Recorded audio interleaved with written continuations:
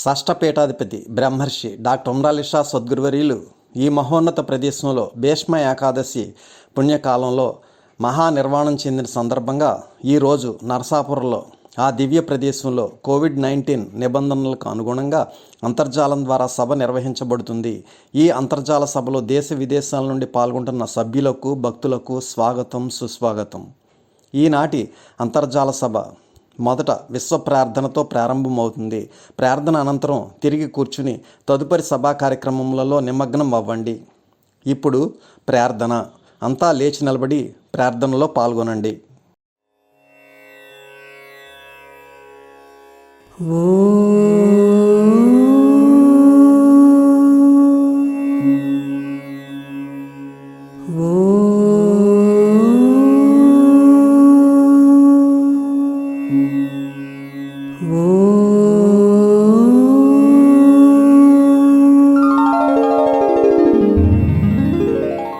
गुरुर्ब्रह्मा गुरुर्विष्णुः गुरुर्देवो महेश्वरः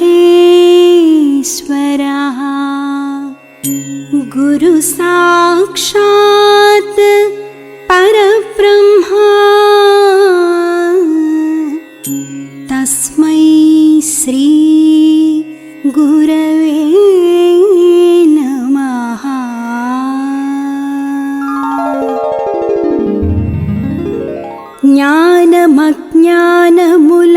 జ్ఞానమజ్ఞానములమధ్యగ్రాలు నన్ను అన్నపానాలకైయంగలార్చు నన్ను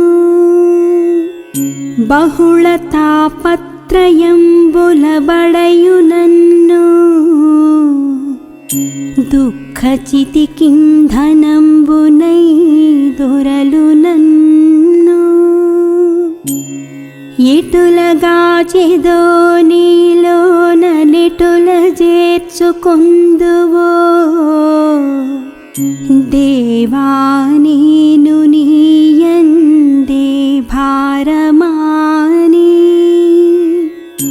అర్థించుచుందురే ఇంబవళ్ళు నిన్నే వీక్షించుచుందునే తిన్ను కన్ను మలపి చూచిన నీరూపే తెలియచుండు నిలిచి కాంచిన నీ కాంతి వెలుగుచుండు పిలిచి చూచిన నీ పేరే పలుకుచుండు నీవే సకలంబు నీయందే నేను గలను వెడల జాలని పాతాళ వీధులందు చేరనేరని ఆకాశ సీమలందు ప్రాకనోపని జలధి గర్భములయందు నీవేయున్నావు నాయందు నీవు లేవే సాంధ్యరాగంబులందు షస్సులందు కిసలయంబుల నెర్రని ప్రసవములను సానువుల బారెడు నదీ సలిలమందు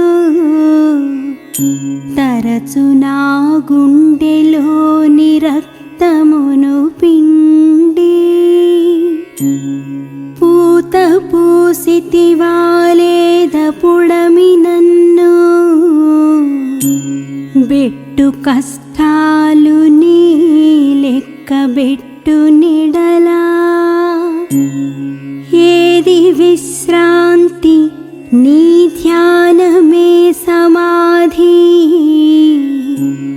ఏది అవధి నీ పూజయభీష్ట సిద్ధి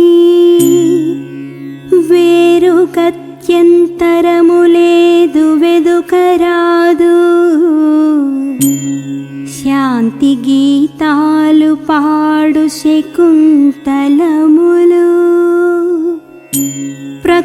మృతి సతిరిక్కలను తలంబ్రాలు జల్లు నగములు గిలేచి నీ మహోన్నతికి మృక్కు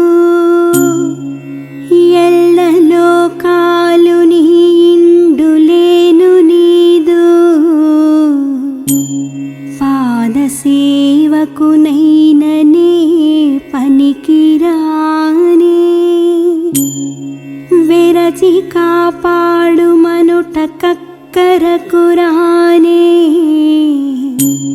చూడు మీ నన్ననుటకు నోచుకొనలేదే రమ్ము నాలో వసింపు మాలస్యమేలా రమ్ము నా ఎట్ట ఎదుటకు హ్యమ్ములేలా రే పనునది లేనే లేదు లేదు తండ్రి.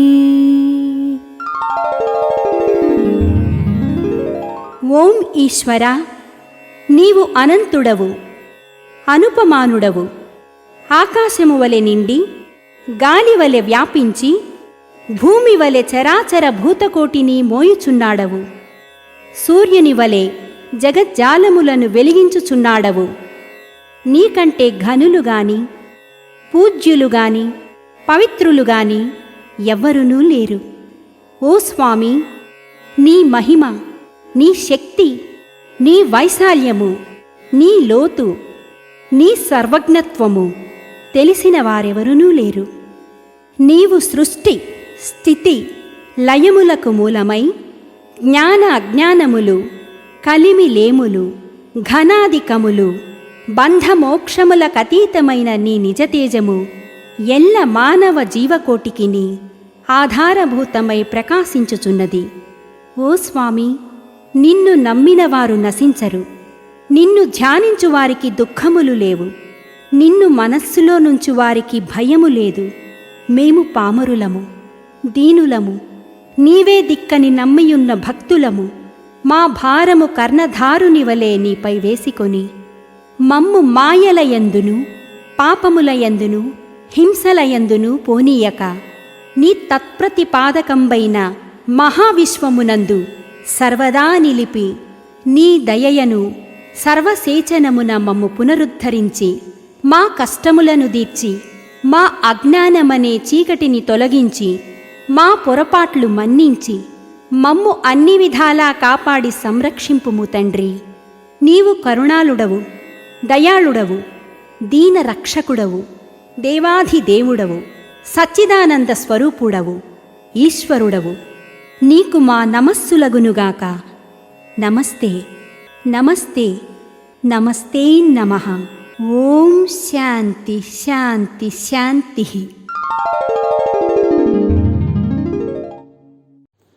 ఈనాటి అంతర్జాల సభలో మొదటగా తాడేపల్లిగూడు నుండి శ్రీ అడబాల నాగ వెంకటరత్నం గారు నరసాపురం సభా విశిష్టతను సభకు తెలియజేస్తారు.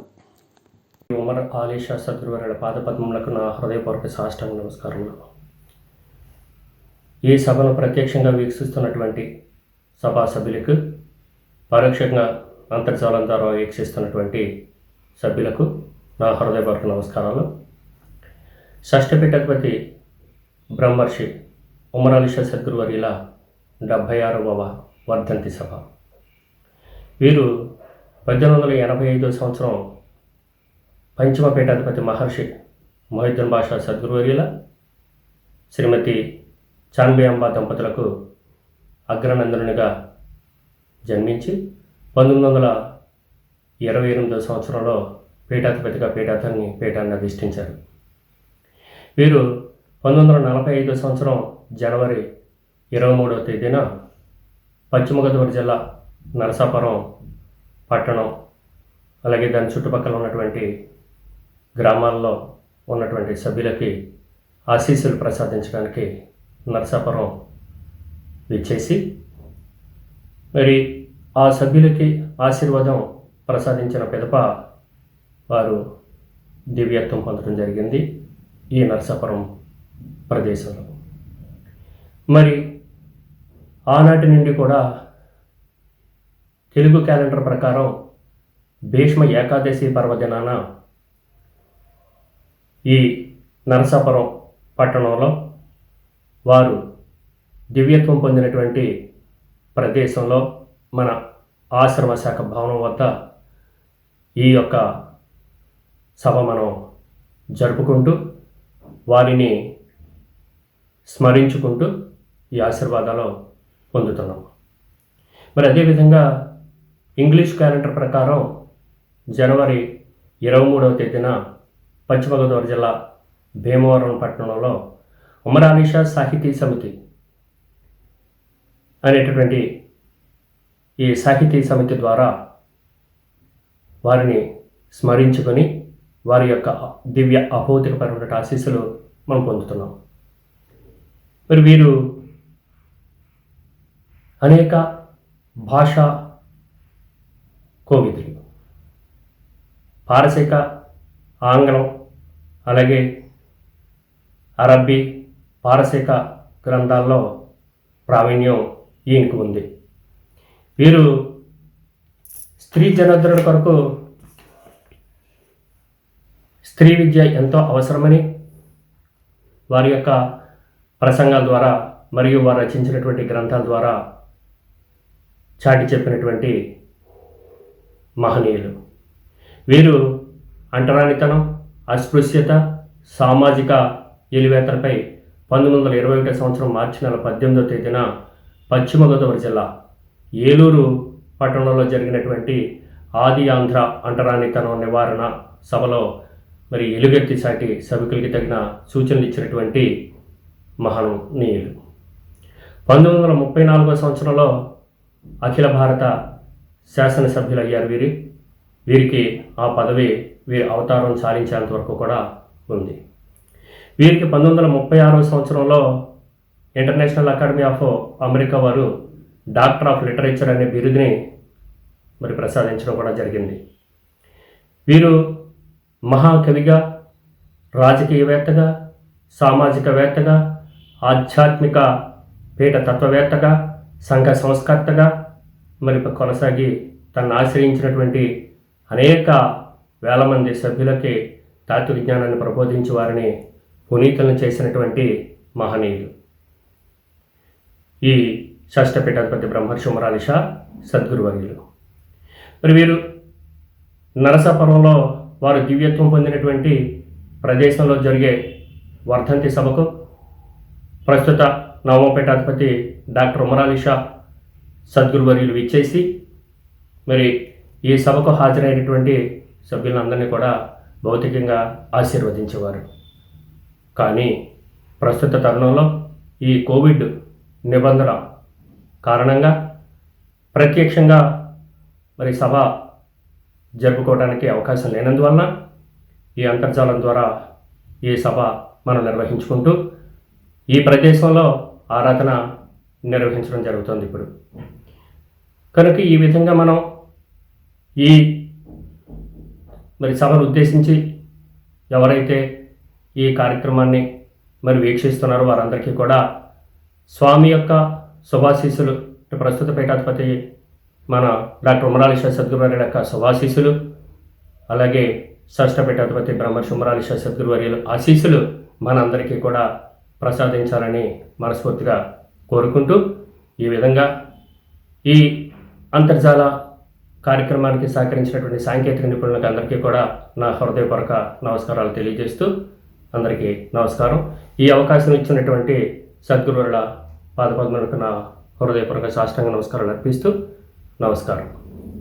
తదుపరి వక్త నరసాపురం నుండి శ్రీమతి రుద్రరాజు విజయలక్ష్మి గారు సభనుద్దేశించి ప్రసంగిస్తారు. ఓం శ్రీ సద్గురుభ్యో నమః.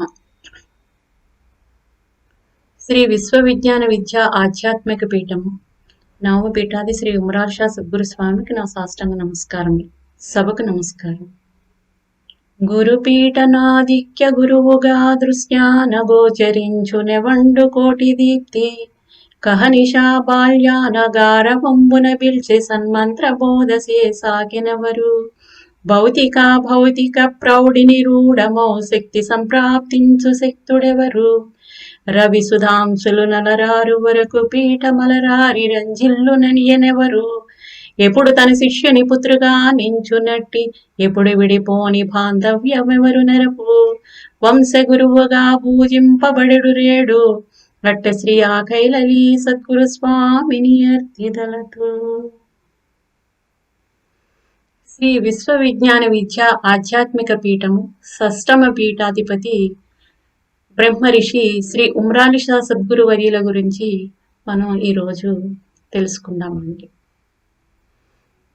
డాక్టర్ ఉమ్రాలిషా సద్గురు వర్యులలో ఒక ఆధ్యాత్మికవేత్త, ఒక తత్వవేత్త, ఒక కవి, ఒక పండితుడు, ఒక విద్యావేత్త, ఒక దేశభక్తుడు, ఒక సంస్కర్త, ఓ సాహితీవేత్త, ఒక సామాన్యుడు, ఇంతమంది నిగూఢంగా ఉన్నారు. 6వ పీఠాధిపతి బ్రహ్మరిషి కవి ఉమర్ ఆలీషా సద్గురు వర్యులు 28/2/1885 సంవత్సరంలో మహర్షి మొహిద్దీన్ బాషా గురువర్యులు చాన్బి ఆంబా దంపతులకు మొదటి సంతానంగా జన్మించారు. డాక్టర్ ఉమ్రాలిషా సద్గురు వర్యులు సహజ కవులు. 8వ ఏటని అసువుగా కవిత్వం చెప్పేవారట. 16 సంవత్సరముల వయసులో బ్రహ్మ విద్యా విలాసము అనే ఆధ్యాత్మిక గ్రంథము రచించారు. 16 సంవత్సరముల చిరుప్రాయంలో జీవునికి ఈశ్వర రహస్యాలను తెలియజేసే బ్రహ్మ విద్యా విలాసము అనే శతకాన్ని వేదములకు అనుగుణంగా లయబద్ధంగా చెప్పటం జరిగింది. అతి క్లిష్టమైన బ్రహ్మ విద్యను అతి సునాయాసంగా అరిటిపండు వలచి నోటిలో పెట్టినట్లు తేలికైన పద్యాల ద్వారా వివరించారు. 18వ సంవత్సరం వయసులో మణిమాల అనే పద్య నాటకాన్ని రచించారు. ప్రతి అణువులోనూ పరమాత్మ భాసిస్తున్నాడు. ఇది యథార్థ సత్యము.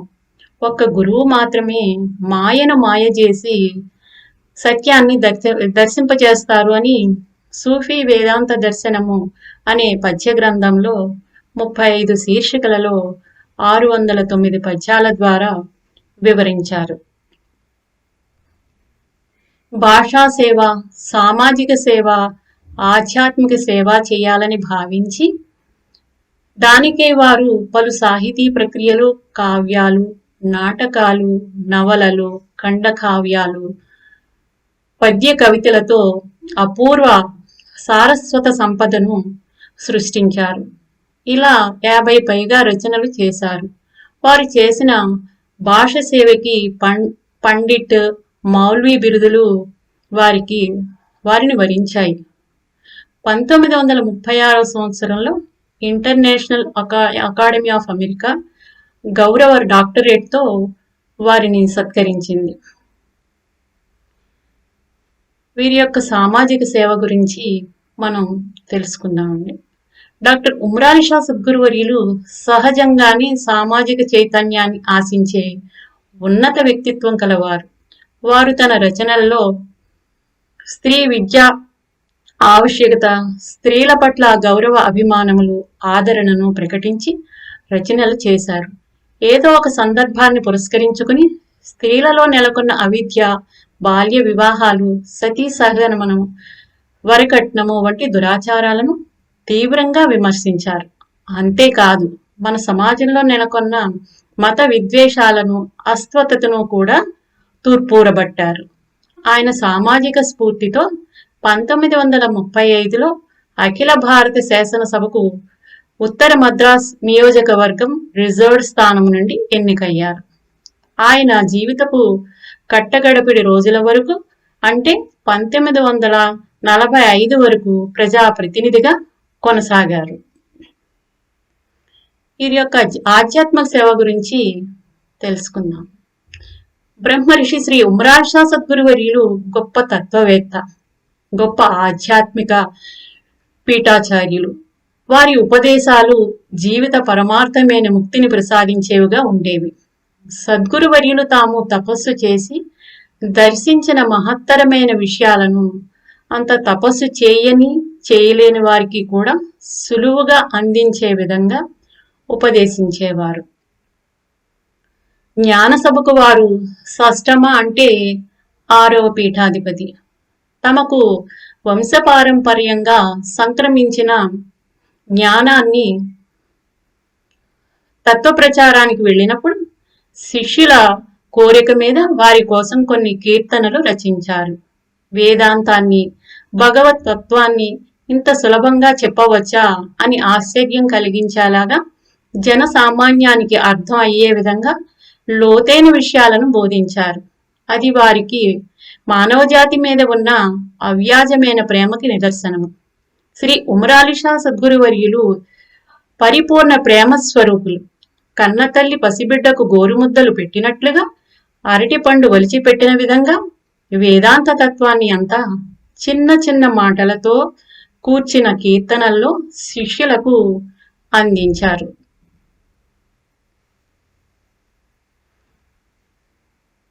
కనద పాదరసంబుతాత్వికుడు బంగారంబు గావించినట్లు అనుమానాస్పదమై వినాశకరమై అల్లాడు జీవుండు బ్రహ్మనుగా మార్చెడు త్రోవ చూపితి నిధి ధ్యాసము సంధించి మీ కనులన్ విప్పుడు శూన్యమందు హరి సంకాసంబు సంధిల్లెడన్.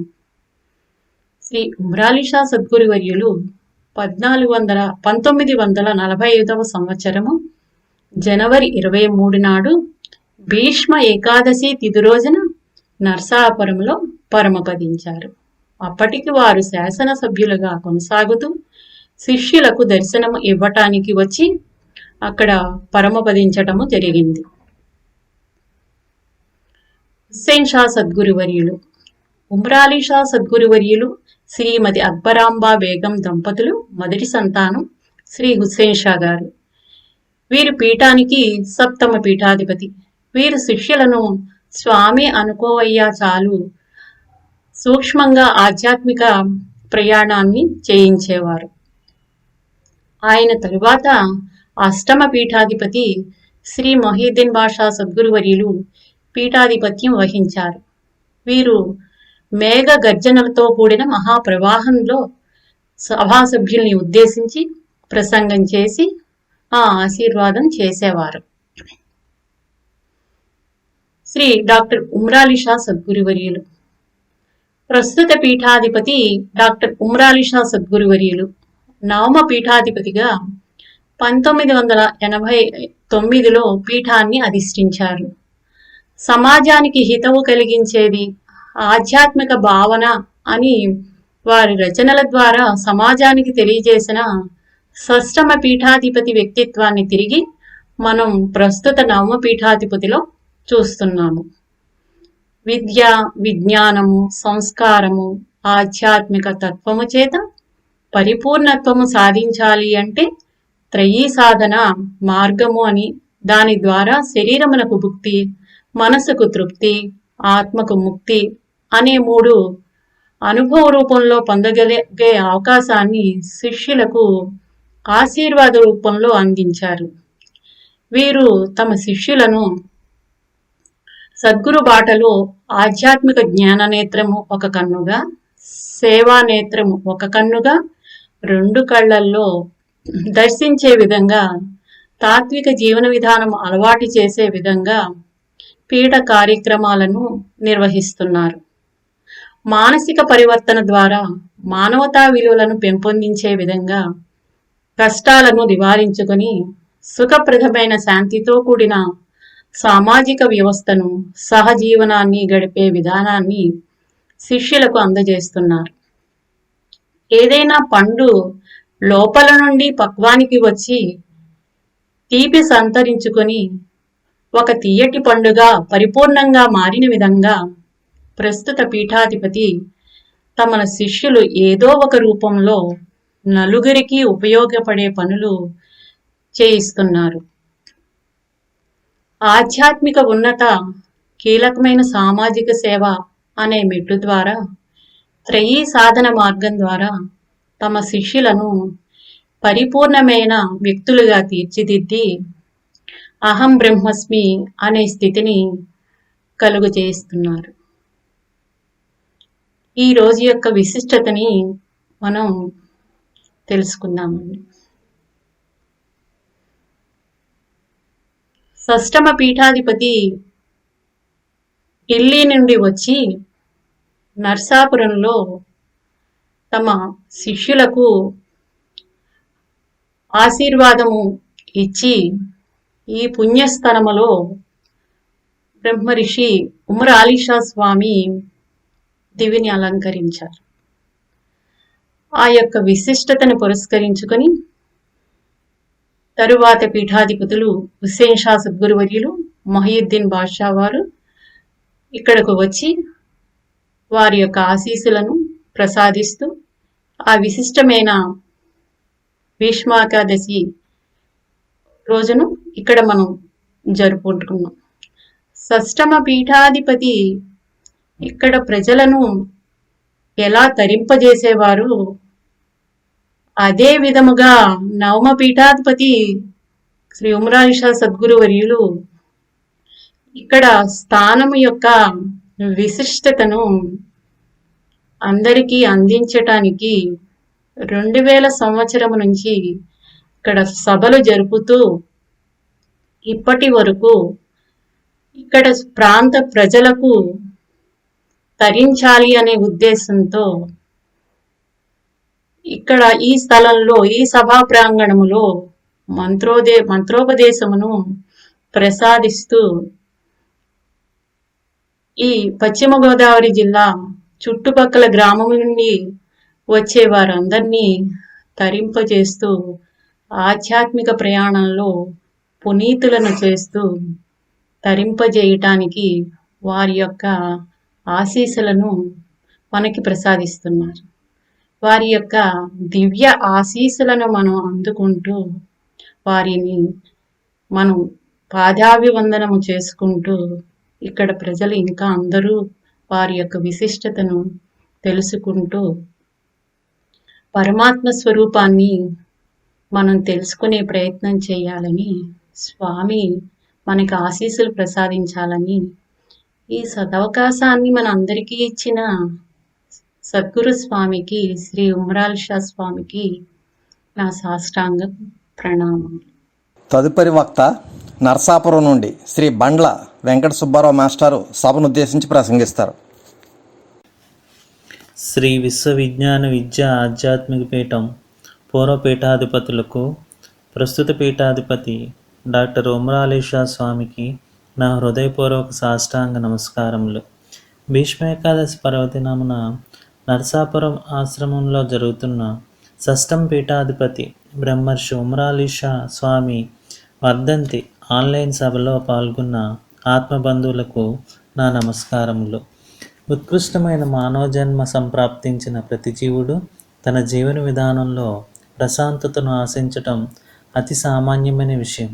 అయితే ఆ ప్రశాంతత ఎలా లభిస్తుంది, దానికి చేయదగిన ప్రయత్నం ఏమిటి అనేది తెలియక ప్రతి ఒక్కరూ తికమక పడక తప్పదు. ఈ విషయాన్ని అవగాహన చేసుకోలేక మానవులంతా ధనవంతుడైనా పేదవాడైనా ఎంతటి ఉన్నత పదవులు అధిష్ఠించిన వారైనా తమ జీవిత గమ్యం ఏమిటో తెలియక తీవ్ర అసంతృప్తికి గురై ఎంతో ధనాన్ని సంపాదించినా తృప్తి చెందటం లేదు. అయితే ప్రతి జీవుడు ఏదో ఒక క్షణంలో ఆనందాన్ని అనుభవించి తీరుతాడు. దాన్ని శాశ్వతం చేసుకోవాలనేదే మానవులందరి వాంఛ. కానీ దాన్ని సాధించడానికి చేయవలసిన ప్రయత్నం మాత్రం ఏమిటో తెలియక వట్టి చేతులతో మట్టి పాలవుతున్నాడు. కానీ దయామయుడైన భగవానుడు జన్మకు వచ్చిన ప్రతి జీవుడిని ఉద్ధరించే నిమిత్తం వారు చేసిన పుణ్యకార్యాల ఫలాలను అనుసరించి వారి వారి సంస్కారాల ఆధారంగా సద్గురుమూర్తి సమాశ్రయాన్ని పొందింపజేయటం జరుగుతుంది. సద్గురుమూర్తి సమాశ్రయాన్ని పొందిన సాధకుడు తన జీవిత పరమార్థమైన సత్యవస్తువును గుర్తించడానికి తగు ప్రయత్నం చేసే సదావకాశం లభిస్తుంది. అదే సాధన ప్రక్రియ లేక పురుష ప్రయత్నం. సద్గురుమూర్తి సమాశ్రయంతో సాధకుడు జ్ఞాన మార్గంలో పయనించడానికి సదావకాశం కలుగుతుంది. పరమ శ్రేయోకరమైన గురుపదము అధిష్ఠించి ఉన్న సౌధము చేరాలంటే ప్రతి సాధకుడు 7 మెట్లు అధిరోహించాలి. అవే జ్ఞాన భూమికలు. సాధకులంతా ఈ జ్ఞాన భూమికలను గూర్చి భీతి చెందవలసిన పని లేదు. అవి కేవలం సాధన క్రమంలో మనసు సంస్కరింపబడే విధానాన్ని తెలియజేస్తాయి. మనస్సు కేవలం సాధనా పరికరమే కానీ జ్ఞానాన్ని గుర్తించడానికి కానీ ఆత్మవస్తువును తెలుసుకోవటానికి కానీ ఉపయోగపడదు. మనసు నిజంగా గేయాళి గంప. అది తనకు నచ్చిన పనులు చేస్తుందే కానీ మనం చెప్పిన పనులు చేయదు. తల దువ్వుకోవడానికి, బూట్లు పాలిష్ చేసుకోవడానికో, కాలరుట్టై బిగించడానికో, పౌడర్లు స్నోలు రాసుకోవడానికో గంటలు గంటలు ఖర్చు పెడుతుంది. కానీ జపం చేయడానికో ధ్యానం చేయడానికో పట్టుమని 10 నిమిషాలు కేటాయించదు. ఏదో కొంపలు మునిగిపోయినట్లు తప్పించిపోతుంది. జపం చేయటం లేదేం, ధ్యానం చేయటం లేదేమంటే చాలు తీరుబాటు కావటం లేదంటారు. మీలాగే మేము సన్యాసులం కాదు కదా అని పైకి అనకపోయినా లోన అనుకుంటారు. ఇల్లు వాకిలి, భార్య బిడ్డలు, ఉద్యోగం, వ్యాపారం, బోలెడు జంజాటకం, ఇవన్నీ కదలనివ్వటం లేదంటారు. నిజంగా అవి మన పట్టుకున్నాయా లేదా మనం వాటిని పట్టుకుని విడిచిపెట్టలేకపోతున్నామా ఆలోచించాల్సిన విషయం. ఇరుకుల వాళ్ళు మామిడి తోటలో కోతులను పట్టుకోవడం కోసం కడవను తీసుకెళ్తారు. దాని మూతి చిన్నది, పొట్ట పెద్దది. దాన్ని భూమిలో గుంట తీసి పూడ్చి మూతి మాత్రం భూమిపై కనిపించేటట్లు ఉంచుతారు. దానిలో వేరుశనగ పప్పులు వేస్తారు. వాళ్ళు చెట్టు చాటున నక్కి ఉంటారు. కోతి వచ్చి కుండలో చెయ్యి పెట్టి వేరుశనగ పప్పును గుప్పిట నిండా గట్టిగా పట్టుకుంటుంది. చెయ్యి బయటికి తీయకపోతే రాదు. ఎందుకంటే లోపల పెట్టేటప్పుడు ఒట్టి చెయ్యి మాత్రమే, కానీ బయటికి తీసేటప్పుడు పప్పులతో ఉన్న గుప్పిట. చెయ్యి బయటకు రాకపోయేసరికి అసలే చపల చిత్తం కదా, లోపల ఎవరో తన చేతిని గట్టిగా పట్టుకున్నారని అనుకుంటుంది. తాను పట్టుకున్న గుప్పెట వదిలేస్తే తంటా తీరిపోతుంది, కానీ అది గుప్పెట మాత్రం వదలదు. అలా చేతిని బయటికి లాగి లాగి పడిపోతుంది. దానితో ఎరుకుల వాడు వచ్చి దాన్ని పట్టుకుంటాడు. మానవుడు కూడా అంతే. ఇక్కడ విషయ వస్తువులను పట్టుకుని వదలడు. అవే మనను పట్టుకున్నాయని వాదిస్తాడు. పోరాడి పోరాడి చివరికి శరీరాన్ని వదిలివేస్తాడు. కానీ పట్టు మాత్రం వదలడు. దానితో యమధర్మరాజు వచ్చి పట్టుకుపోతాడు. కనుక మనస్సును విషయ వస్తువుల వ్యామోహం నుండి విడిపించాలి. అందుకు 7 సోపానాలు, అవే జ్ఞానభూమికలు. వాటి గురించి తెలుసుకుందాం. అవి 1 శుభేచ్ఛ, 2 విచారణ, 3 తనుమానస, 4 సత్వాపత్తి, 5 అసంశక్తి, 6 పదార్థ భావన, 7 తురీయం. ఫస్ట్గా శుభేచ్ఛ అంటే ఏంటో తెలుసుకుందాం. సద్గురుమూర్తి సమాశ్రయం పొందిన సాధకుడు బోధాశ్రవణం చేయటం ద్వారా బుద్ధి ప్రేరణ చెందుతుంది. అంతేకాదు అది సూక్ష్మ రూపాన్ని పొంది మనస్సులో లయమవుతుంది.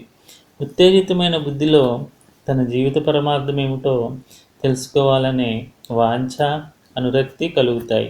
దాన్ని శుభేచ్ఛ అంటారు. సాధకుడు జ్ఞాన మార్గంలో పయనిస్తున్నట్లు శుభేచ్ఛ అనేది ఒక సంకేతం. అది గురు ప్రసాదితమైన ఒక అనురక్తి. శ్రద్ధావాన్ లబ్ధే జ్ఞానం అన్నట్లుగా సద్గురుమూర్తి పరమానుగ్రహం ద్వారా ప్రేరణ చెందిన బుద్ధి తన జీవిత పరమార్థాన్ని సాధించాలనే శ్రద్ధ కలగటమే శుభేచ్ఛ.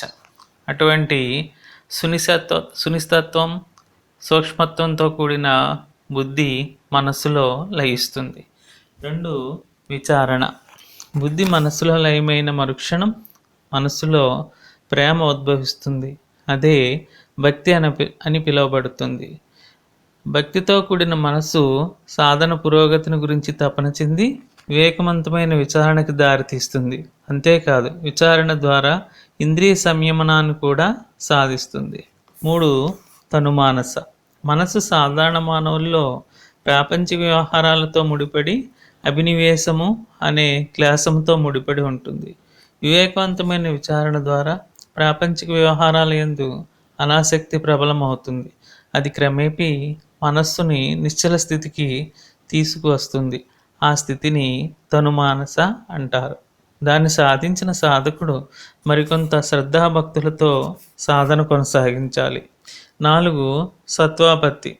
నది సాగరాన్ని చేరటానికి ఎలా తహతహలాడుతూ ఉరకలు వేస్తూ పరిగెడుతుందో అలాగే మనస్సు ప్రాపంచిక వ్యవహారాల యందు అనురక్తిని కోల్పోయి నిశ్చలమైన పిమ్మట అంతర్ముఖమై అంతరంతరాల్లోనికి పయనిస్తుంది. ఆ పయనానికి ప్రధానంగా దోహదం చేసేది వైరాగ్యం అనే సూర్యోదయం.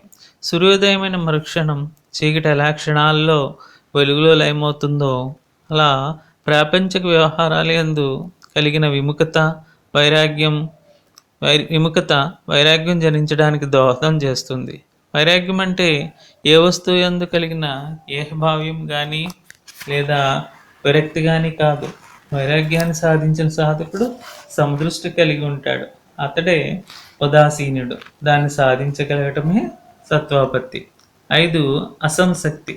సాధకుడు ఈ దశలో కడు జాగ్రత్త వహించాలి. అందువలన సద్గురుమూర్తి సన్నిధిలో ఉండటం శ్రేయస్కరం. ఎంతటి వైరాగ్యం సాధించినా ఆశామోహాలు, ఈర్ష్య అసూయలను అధిగమించటం అత్యంత దుర్లభం. వాటిని సాధించగలిగిన సాధకుడు సాధనలో చర్మాంక దశకు చేరువలో ఉన్నట్లే. ఈర్ష్యాసూయలు అత్యంత ప్రమాదకరమైనవి. ఎంతటి సాధకుడినైనా అవి లొంగదీస్తాయి. అందువలన సాధకుడు ఈ దశలో సద్గురుమూర్తి సన్నిధిని వీడకూడదు. 6. పదార్థ భావన. సాధకుడు సాధనలో పురోగతిని సాధించిన కొద్దీ వైరాగ్యము, ఉదాసీనత పెంపొంది వస్తువుల యందు క్రమంగా రూపనామ గుణ క్రియా విచక్షణము చరించగలుగుతాడు. దేనియందు ద్వేషభావం కానీ అనురక్తి కానీ కానరాడు. ఏ పదార్థం లభించినా దాన్ని ప్రేమతో గురుప్రసాదంగా స్వీకరిస్తాడు. ఏ కర్మ నిర్వహించినా నిమిత్త మాత్రంగా కర్తృత్వ భోక్తృత్వ భావన లేకుండా చేయగలుగుతాడు. అంతేకాదు అతని కర్మాచరణ నిరపేక్ష భావనతో, సేవాభావనతో ప్రతిఫలాన్ని ఆశించకుండా ఉంటుంది. దాన్నే పదార్థ భావన అంటారు. ఇక ఆఖరిది చివరిదైన తురీయము. అంతర్ముఖమైన మనస్సు అంతరంతరాల్లోనికి చొచ్చుకుపోయి తాను ఆవిర్భవించిన స్వస్థానమైన ఆత్మలయం అవుతుంది. అదే మనోలయం. అక్కడ మనస్సు తన స్థితిని కోల్పోతుంది. నది సాగరంలో విలీనమైనప్పుడు ఎలా సాగరాకారాన్ని పొందుతుందో అలాగే మనస్సు ఆత్మలో లయమై బ్రహ్మాకారాన్ని పొందుతుంది. అదే తురీయము. అదే సమాధి. అది సమస్థితి. ద్వైత భావాలకు తావు లేదు. అక్కడ భావన లేదు, గుణాలు లేవు, సంకల్ప వికల్పాలు, క్లేశాలు, దోష ప్రవృత్తికి స్థానం లేదు. సమర్థులైన సద్గురుమూర్తిని ఆశ్రయించిన సాధకులు ఎవరికైనా జ్ఞాన మార్గంలో ఆ స్థితిని సాధించటం అసంభవం కాదు. అయితే తగు పురుష ప్రయత్నం అత్యంత ఆవశ్యకం. ఈ విధంగా సాధనా మార్గంలో ఈ 7 సోపానాలను అధిగమించి స్వామి యొక్క ఆత్మ పరమాత్మలో లయమయ్యే విధంగా మార్పును మనం పొందాలి. ఈ అవకాశం కల్పించిన సద్గురుమూర్తి ఉమరాలిషా స్వామికి నా హృదయపూర్వక సాష్టాంగ నమస్కారములు. స్వస్తి. ఈనాటి అంతర్జాల సభకు నరసాపురం నుండి ప్రముఖ వ్యాఖ్యాత చక్రావధాని శ్రీ రెడ్డప్ప దవేజీ గారు ముఖ్య అతిథిగా ప్రసంగిస్తారు. అందరికీ నమస్కారం.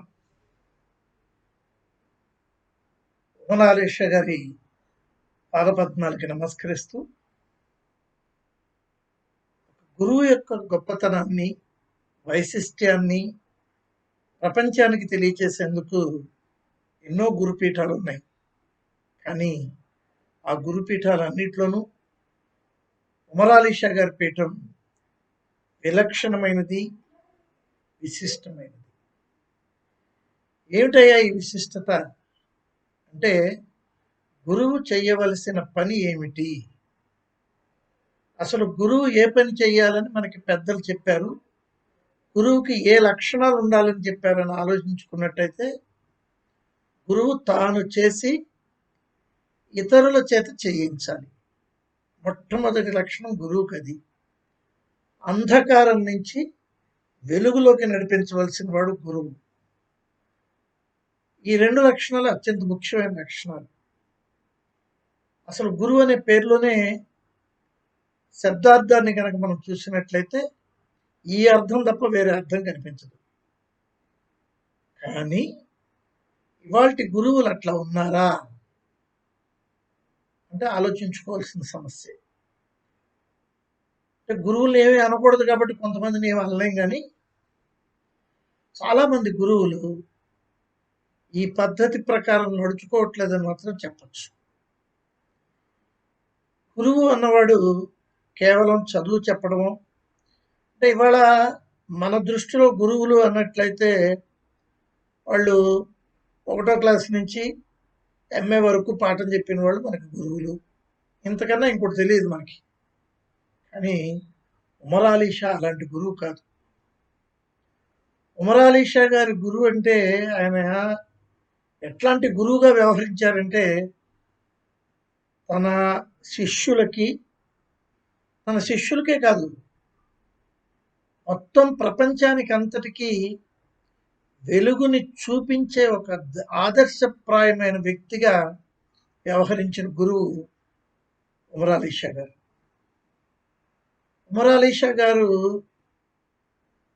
దార్శనికులు. అంటే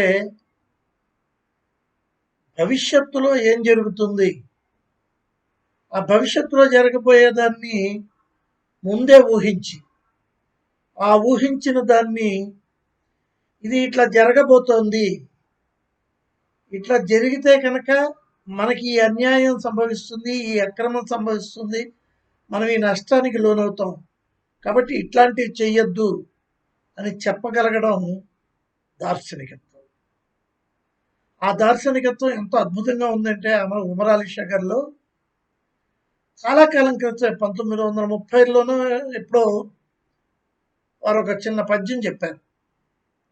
ఆ పద్యం యొక్క భావం ఏమిటంటే, ఆంధ్రుల గురించి ప్రత్యేకంగా చెప్పిన పద్యం అది. ఆంధ్రులందరూ ఒక ఓడలో ప్రయాణిస్తున్నారని, ఈ ఓడలో మతాలతోటి కులాలతోటి చిచ్చు పెట్టుకుని వీళ్ళే ఈ ఓడకి చిల్లు పెట్టుకుంటే నీరంతా ఓడలోకి వచ్చి ఓడ మునిగిపోతుంది, అసలు ఆంధ్రులే ఉండరు అనే భావంతో ఒక అద్భుతమైన పద్యం చెప్పారు ఉమర్ అలీ షా గారు. చూడండి, ఆయన ఈ పద్యం చెప్పే నాటికి ప్రత్యేక ఆంధ్ర రాష్ట్రం లేదు. అంటే నేను అనేది ఆంధ్రప్రదేశ్ కూడా కాదు, ప్రత్యేక ఆంధ్ర రాష్ట్రం కూడా లేదు. ఎందుకంటే దేశానికి స్వాతంత్రం రావడానికి ముందే వారు వెళ్ళిపోయారు. ఆనాడు ఆంధ్ర రాష్ట్రమే లేదు, కానీ ఆంధ్రుల యొక్క స్వభావాన్ని అద్భుతంగా చెప్పిన ఏకైక వ్యక్తి ఉమర్ అలీ షా. ఇది దార్శనికత అంటే. ఇవాళకి కూడా మనకు అదే పరిస్థితి. బహుశా ప్రపంచంలో ఆంధ్రులు ఏర్పరచుకున్న రాజధానులు మరెవరూ ఏర్పరచుకోవాలి. పెదవేగి నుంచి ప్రారంభం చేసి నేటి అమరావతి వరకు ఎన్నెన్ని రాజధానులు, దాదాపు ఒక 20-30 రాజధానులు ఏర్పరచుకున్నాం ఒక ఆంధ్రులు మాత్రమే ప్రపంచ చరిత్రలో. అంటే ఏమాత్రం నిలకడలేని మనుషులు, మనలో మనకి ఏ అభిప్రాయము పొసగదు అన్న భావాన్ని పసిగట్టి, ఇది ఇలాగే కనుక వెళ్ళినట్టయితే చిల్లులతోటి ఒక ఓడ ఎలా అయితే మునిగిపోతుందో సముద్రంలో, ఈ ఆంధ్రజాతి కూడా అలాగే మునిగిపోయే అవకాశం ఉంది సుమా అని హెచ్చరించిన మహనీయుడు ఉమర్ అలీ షా. అట్లాంటి మహనీయుడికి మనం వందనం చెప్పి తీరవలసిందే. అంతేకాదు, ప్రపంచంలో ఎంతోమంది గురువులు ఉన్నారు, కానీ ఒకే ఒక్క గురువు, ఏ గురువు దగ్గర చదువుకోని గురువు ఒక్కడే ఉన్నాడు మొత్తం ప్రపంచం అంతట్లోనూ. అవతారాలుగా చెప్పబడే శ్రీ మహావిష్ణువు, అవతారాలుగా చెప్పబడే రాముడు కానీ కృష్ణుడు కానీ, ఆయన వశిష్ఠుడి దగ్గర, ఈయన సాందీపని దగ్గర అందరూ చదువుకున్న వారే, అందరూ ఏదో గురువు దగ్గర శిక్షణ పొందిన వారే. ఏ గురువు దగ్గర శిక్షణ పొందని వాడు సూర్య భగవానుడు ఒక్కడే కనబడతాడు మనకి. ఎందుకయ్యా ఇక్కడ సూర్య భగవానుడితో నువ్వు ఉమర్ అలీ షాని పోలిక చూపిస్తున్నావు అంటే, డాక్టర్ ఉమర్ అలీ షా గారు సరిగ్గా సూర్య భగవానుడి యొక్క వారం రోజులు సూర్య భగవానుడికి అత్యంత ప్రముఖమైనవి. అవి రథసప్తమి నుంచి మాఘపంచమి వరకు. ఈ రథసప్తమి నుంచి మాఘపంచమి వరకు మధ్యలో ఉన్న దశమి నాడు వెళ్ళిపోయారు, ఏకాదశి నాడు వెళ్ళిపోయారు మహనీయుడు ఉమర్ అలీ షా. అంటే సూర్యుడిలో ఐక్యమైపోయారు. సూర్యునిలో లీనమైపోయారు. అది కూడా తన శిష్యులందరికీ ఒక అద్భుతమైన భావాన్ని తెలియచేస్తూ మార్గదర్శనం చేస్తూ వెళ్ళిపోయారు మహనీయుడు. ఒక గురువు మరొక గురువులో లీనమైపోయాడు. సూర్యునిలోంచి వచ్చిన ప్రకాశం ఉమర్ అలీ షా. ఆ ప్రకాశం మళ్ళీ సూర్యుడికే వెళ్ళిపోయింది, సూర్యుడిలోకే వెళ్ళిపోయింది.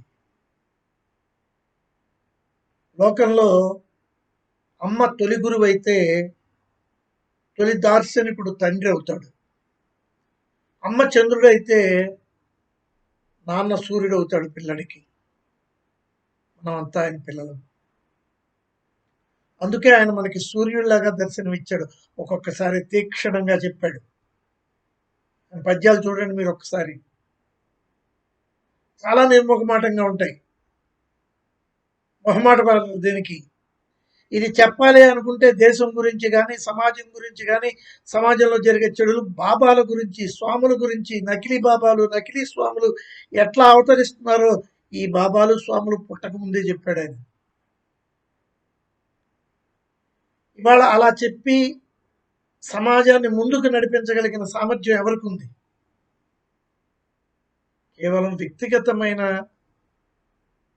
అవసరాల కొద్దీ గురుపీఠాలు ఏర్పరచుకుంటున్న ఈ రోజుల్లో ఉమర్ అలీ షా గారి గురించి చెప్పుకోవాలి అంటే కొంత ఆశ్చర్యంగానే ఉంటుంది మనకి.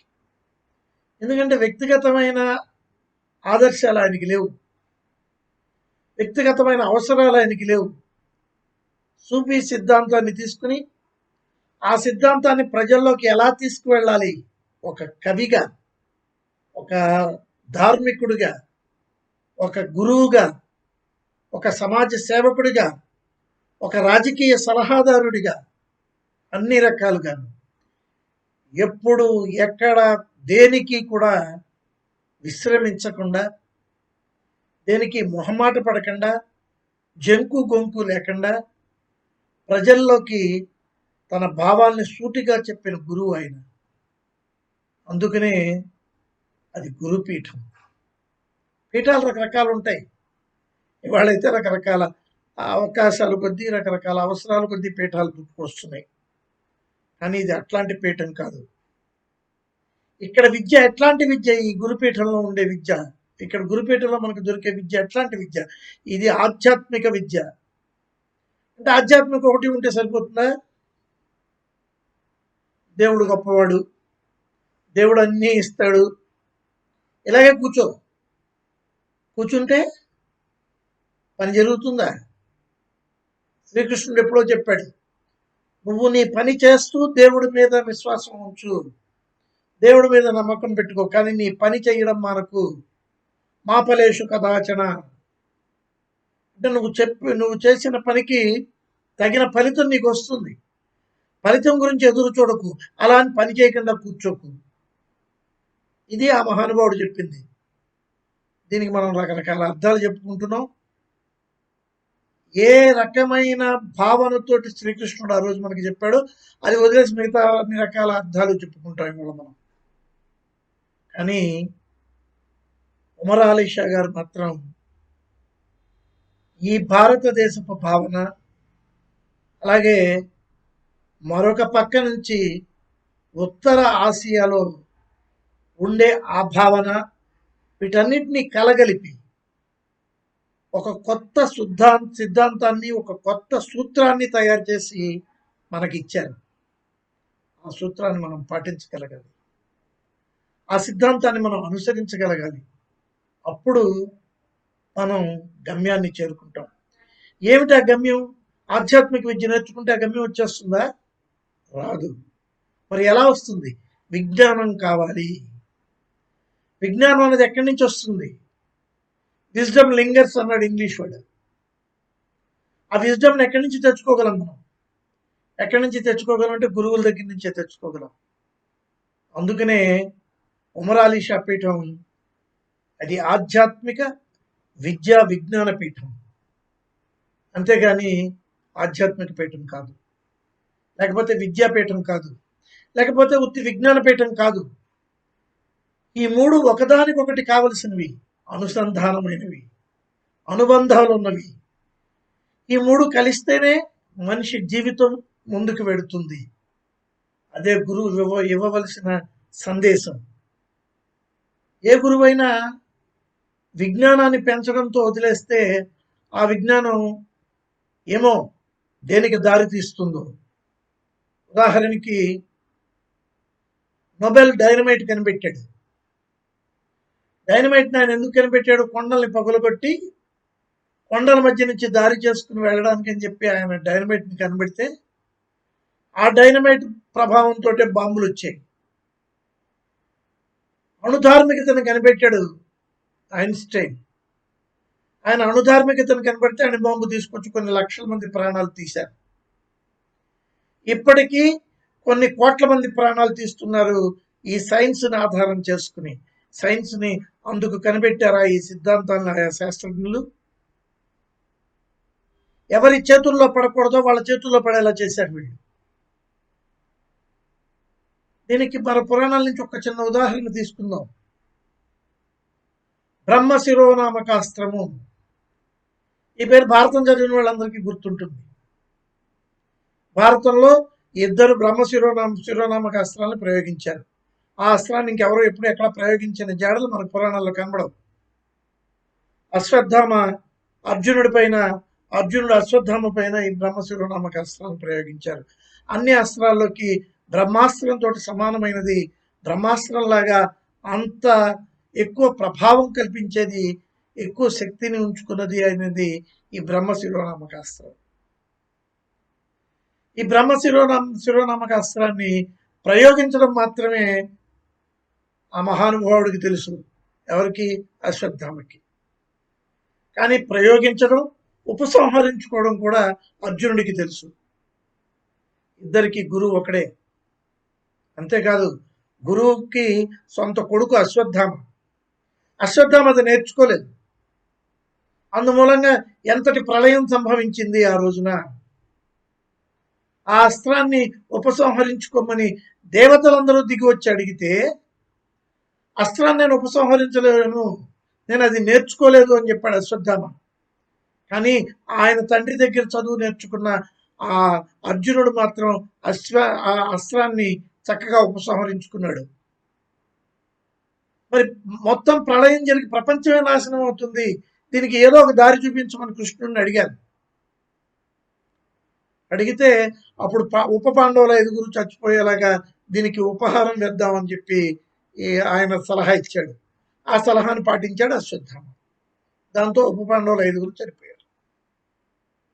అందుకనే బ్రహ్మాస్త్రాన్ని, అన్నిటికన్నా అత్యంత ప్రభావమైన బ్రహ్మాస్త్రాన్ని తన కొడుక్కి కూడా చెప్పలేదు ద్రోణాచార్యుడు. బ్రహ్మాస్త్రం యొక్క విలువని చెప్పినది అర్జునుడికి చెప్పాడు. అంతేగాని కొడుకైన అశ్వత్థామకి చెప్పలా. ఇది నియంత్రించవలసిన తీరు, గురువు చేయవలసిన తీరు. అందుకనే ఉమరాలిష గారు ఒక్కొక్క చోట చాలా కఠినంగా చెప్తారు.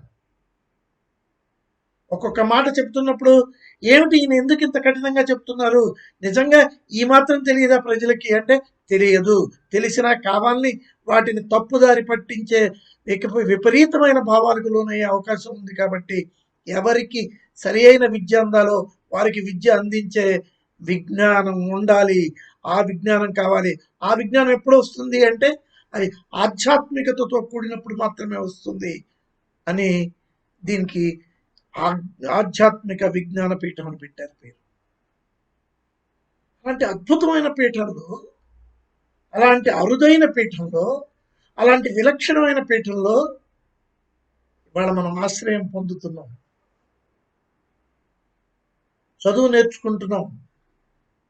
చదువు అంటే బిఏలు ఎంఏలు కాదు. చదువు అంటే ప్రపంచాన్ని తెలుసుకోవడం చదువు. ఆ ప్రపంచాన్ని తెలుసుకోవడానికి సరైన గురువు ఉండాలి. ఆ గురువు ఉమరాలిషా.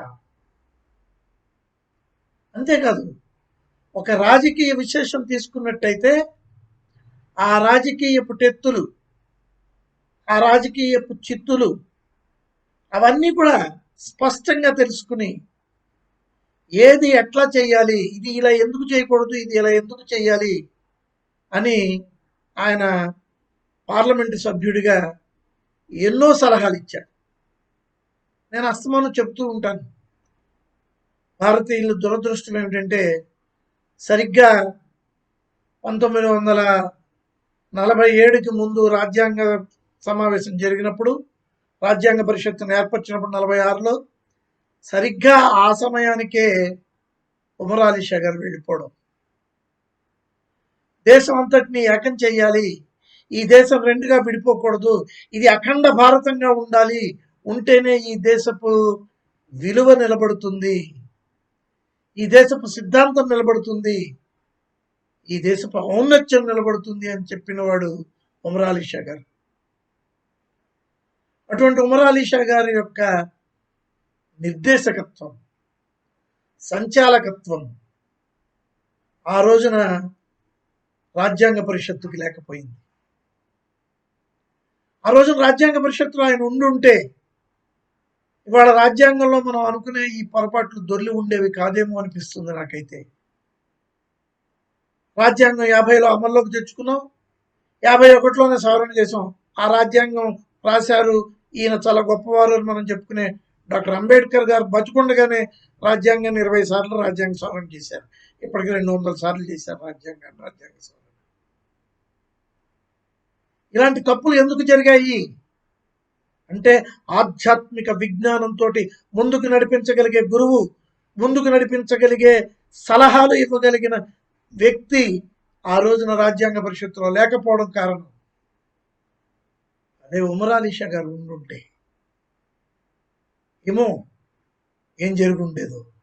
కానీ ఇన్ని ఇబ్బందులు, ఇన్ని రకాల ఈ వ్యవస్థల్లో ఉండే నిర్వీర్యత ఆనాడు ఉండకుండా అడ్డుపడేవాడేమో ఆ మహానుభావుడు.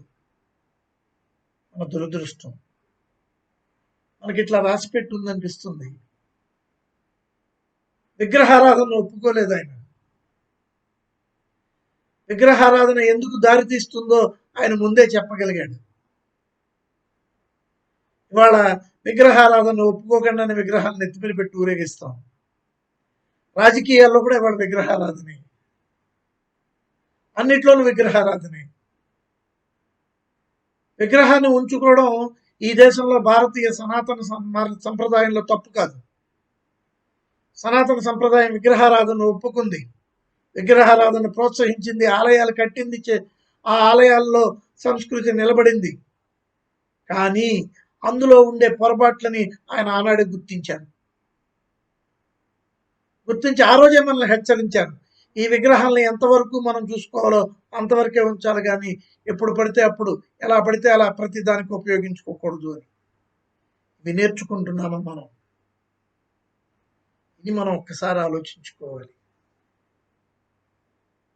నిజంగా మాకంటూ జీవితంలో ఏదైనా ఒక అదృష్టం ఉంది అంటే, మాకంటూ చెప్పుకోదగింది ఏదైనా ఉంది అంటే అది మా నర్సాపురంలో ఉమర్ అలీ షా గారు ఆఖరి శ్వాస వదలటం. వారు ఈ సమాజాన్ని వదిలి మళ్ళీ సాక్షాత్తు పరమ గురువైన సూర్యుల్లో లీనమైపోవడానికి సూర్యవారాన్ని ఎన్నుకోవడం, ఆ సూర్యవారాన్ని నరసాపురంలో ప్రయోగించుకోవడం, ఇది అత్యంత ఆశ్చర్యకరమైన విషయం. దీనికి ఎందుకు ఇట్లా జరిగిందంటే చెప్పలేం. కానీ ఒక్కటి మాత్రం నిజం,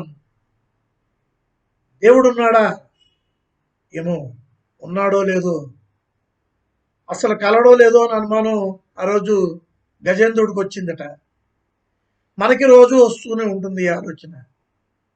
కానీ గురువు ఉన్నాడా అంటే ఉన్నాడు. కానీ ఎట్లాంటి గురువు ఉన్నాడు ఆలోచించుకుందాం. మనకి మనం ప్రశ్నలు వేసుకుందాం. వాళ్ళ ఉమర్ అలీ షా గారు లాంటి గురువులు మనకు ఉన్నారా? ఇది ప్రశ్నించుకోండి. అలాంటి గురువును వెతుక్కోండి. ఎక్కడ దొరుకుతాడు ఇలాంటి గురువు? రండి పిఠాపురంలోకి వెళ్దాం, అక్కడ దొరుకుతాడు గురువు. అది నిజమైన గురుపీఠం. అందుకనే దత్తాత్రేయుడు కూడా తన అవతారాన్ని, మొదటి అవతారాన్ని అక్కడే తీసుకున్నాడు. ఆయన గురువే. ఈ ఇద్దరు గురువులు ఒకే చోట అవతారాన్ని తీసుకున్నారు. ఎందుకు తీసుకున్నారు అంటే ఆ భూమిలో ఉన్న విశిష్టత అది. ఇవాళకి కూడా మనకి విద్య విషయంలో కానీ, ఆధ్యాత్మికమైన విషయంలో కానీ, విజ్ఞానం విషయంలో కానీ మనల్ని నడిపించడానికి మనకి ఆ ఉమరాలిషా గారంటే లేదు, కానీ మనకి ఉన్నారు ఒక ఉమరాలిషా గారు. ఆ గురువు పాదాలను ఆశ్రయిద్దాం, ఆ గురువుకి నమస్కారం చేసుకుందాం. గురువుకి నమస్కారం చేసుకుని ఆయన కళ్ళలో మనం పడితే చాలు. ఆ గురువు మనకు రోజు పాఠాలు చెప్పక్కర్లా, 40 నిమిషాల సేపు పాఠం చెప్పేసి పీరియడ్ అయిపోయిందని వెళ్ళిపోయే గురువులు కాదు గురువులు. అట్లాంటి గురువులు ఈ గురువులు కాదు. ఈ గురువులు మన జీవితం అంతా శాసిస్తారు మనల్ని. మన జీవితంలో ఎప్పుడూ మంచిని చూపిస్తూ ఉంటారు మనకి. మనం ఎక్కడైతే అంధకారంలో పడిపోయి ఉన్నామో ఆ అంధకారం నుంచి, ఆ అజ్ఞాన తిమిరం నుంచి విజ్ఞాన దీపికల్ని వెలిగించి ముందుకు నడిపిస్తూ ఉంటారు. ఇదే ఈ భారతీయ సంప్రదాయం యొక్క విశిష్టత. ఇదే ఈ భారతీయులు తమసోమ జ్యోతిర్గమయ అన్నారు. దీన్నే పాశ్చాత్యులు ఇంటు ది లైట్ అన్నారు. అదిగో ఆ వెలుగులోకి నడిపించే, ఆ వెలుగులోకి మనల్ని తీసుకువెళ్ళే మహనీయమైన గురువు ఉమరాలిషా గారికి వేల నమస్సుమాంజలు అర్పిస్తూ సెలవు తీసుకుంటున్నాను. స్వస్తి. ఇప్పుడు షష్ఠపీఠాధిపతి కవిశేఖర డాక్టర్ ఉమరాలిషా స్వామి రచించిన సూఫీ వేదాంత దర్శనం గ్రంథం నుండి సినీ నేపథ్య గాయకులు శ్రీకృష్ణ గారు భావయుక్తంగా ఆలపించిన పద్యాలను విని తాత్విక ప్రేరణ పొందండి.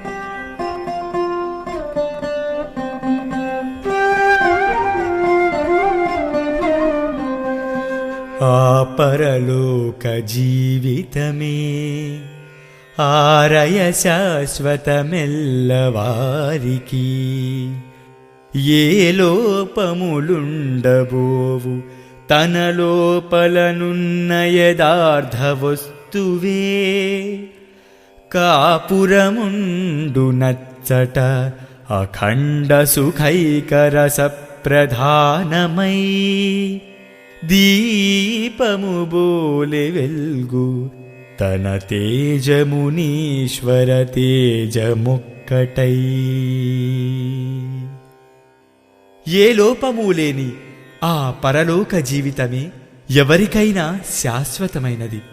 తనలో ఉన్న ఆత్మే పరలోకంలోనూ ఉందనే నిజం గ్రహించిన ఆత్మ యొక్క తేజస్సు ఈశ్వర తేజస్సులో లయమై అఖండ సుఖమే ప్రధాన రసంగా వెలుగొందుతుంది.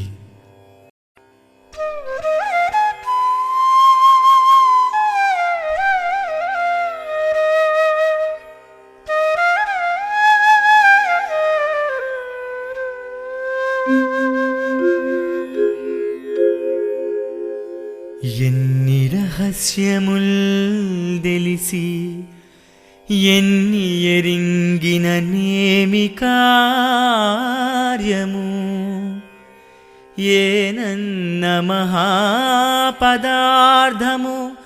యదార్థముగా నెరిగున్నగాని, పైవన్నియు వ్యర్థవాదములనంత మహామహిమా స్వరూప సంపన్నుతవచ్చుదాక నిజ భావసుధానిధి ద్రచ్చగావలెన్.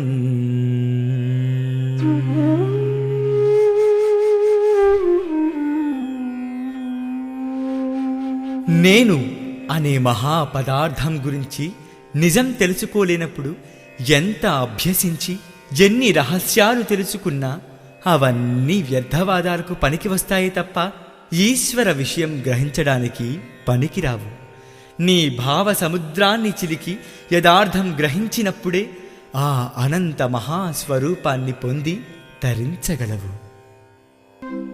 ఎల్లరు జెప్పుచుండిరల ఈశ్వరుడీవని మీరుగూడ నా కల్లలు బొల్లులల్లి కథగా నెటు కల్పన చేసి చెప్పగా నొల్లునయంచు మీరలననో పుదురేమో తదీయ వాస్తవం బల్ల రహస్యముందెలిపి అద్భుత మార్గము విప్పిపెట్టి అనేక మంది నీవే ఈశ్వరుడవనే విషయాన్ని కల్పిత కథలుగా చెబుతున్నట్లు మీరు కూడా అటువంటి కల్పనలు కథలు చెబుతారా అని మీరు అడుగుతారేమో. నేను చెప్పేవి కల్పనలు కాదు, యథార్థాలు. అంతేకాదు, ఆ ఈశ్వర రహస్యాలు తెలిపే అద్భుత మార్గాలు విప్పిపెట్టాను.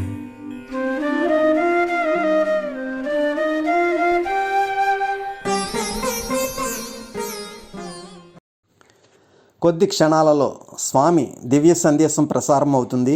శ్రద్ధగా విని తాత్విక జ్ఞాన చైతన్యం పొందండి. శ్రీ విశ్వ విజ్ఞాన విద్యా ఆధ్యాత్మిక పీఠ సభా సభ్యులకు, సభ్యేతరులకు, అతిథులకు, పత్రికా పాత్రికేయులకు, వివిధ రాష్ట్రాల్లో వివిధ దేశాల్లో ఉన్నటువంటి సభ్యులకు నా హృదయపూర్వక మనస్సువాంజలిలు. షష్టం పీఠాధిపతి సద్గురువర్యులు డాక్టర్ ఉమర్ అలీ షా వారి యొక్క దివ్యత్వాన్ని పొందినటువంటి భీష్మ ఏకాదశి రోజున, అనగా 1945 సంవత్సరం జనవరి 23వ తేదీన వారు దివ్యత్వాన్ని పొందినటువంటి మహోన్నతమైనటువంటి ప్రదేశంలో మనం ఈరోజు వారిని స్మరించుకుంటూ వారి యొక్క ఆధ్యాత్మిక తాత్విక జీవన మహోన్నతమైనటువంటి అంశాల వైపు ఉన్నటువంటి విషయాలను మనం చర్చించుకునేటువంటి అవకాశం మనకు ప్రసాదింపబడింది. వారు ఢిల్లీ శాసన సభా కార్యక్రమాలు ముగించుకుని 1945 సంవత్సరము జనవరి 23వ తేదీన నర్సాపురంలో ఆధ్యాత్మిక సదస్సులో సభ్యులను ఉద్దేశించి ప్రసంగిస్తుండగా వారికి బ్రెయిన్ హెమరేజ్ రావటం, తలనరాలు చిట్లిపోవడం వల్ల వారు ఈ ప్రదేశంలో, మనం కూర్చున్నటువంటి ప్రదేశంలో వారు దివ్యత్వాన్ని పొంది మహోన్నతమైనటువంటి దివ్య తేజస్సును ఆనాటి కాలంలో ఉన్నటువంటి సభ్యులపై ప్రసాదించడం జరిగింది. అటువంటి మహోన్నతమైనటువంటి షష్టం పీఠాధిపతి వారి యొక్క దివ్యత్వాన్ని పొందినటువంటి ఈ ప్రదేశంలో మనం ఈరోజు వారిని స్మరించుకుంటూ భీష్మ ఏకాదశి రోజున ఈ పవిత్రమైనటువంటి కాలంలో ఈ కార్యక్రమాన్ని, ఆధ్యాత్మిక సదస్సుని మనం నిర్వహించుకుంటున్నాం. ఈ సందర్భంగా వారి యొక్క మహోన్నతమైనటువంటి ఆధ్యాత్మిక తత్వాన్ని బాల్యదశ నుండే వారు మనకు ప్రసాదింపజేశారు. పువ్వు పుట్టగానే పరిమళించును అన్నట్లు వారు పుట్టుకతోనే సరస్వతి వాక్కు యొక్క మహోన్నతమైనటువంటి శక్తి వారి నోట ప్రసరింపబడి అది సాహిత్య, ఆధ్యాత్మిక, సామాజిక, రాజకీయ అనేక రంగాలలో విస్తరింపబడింది.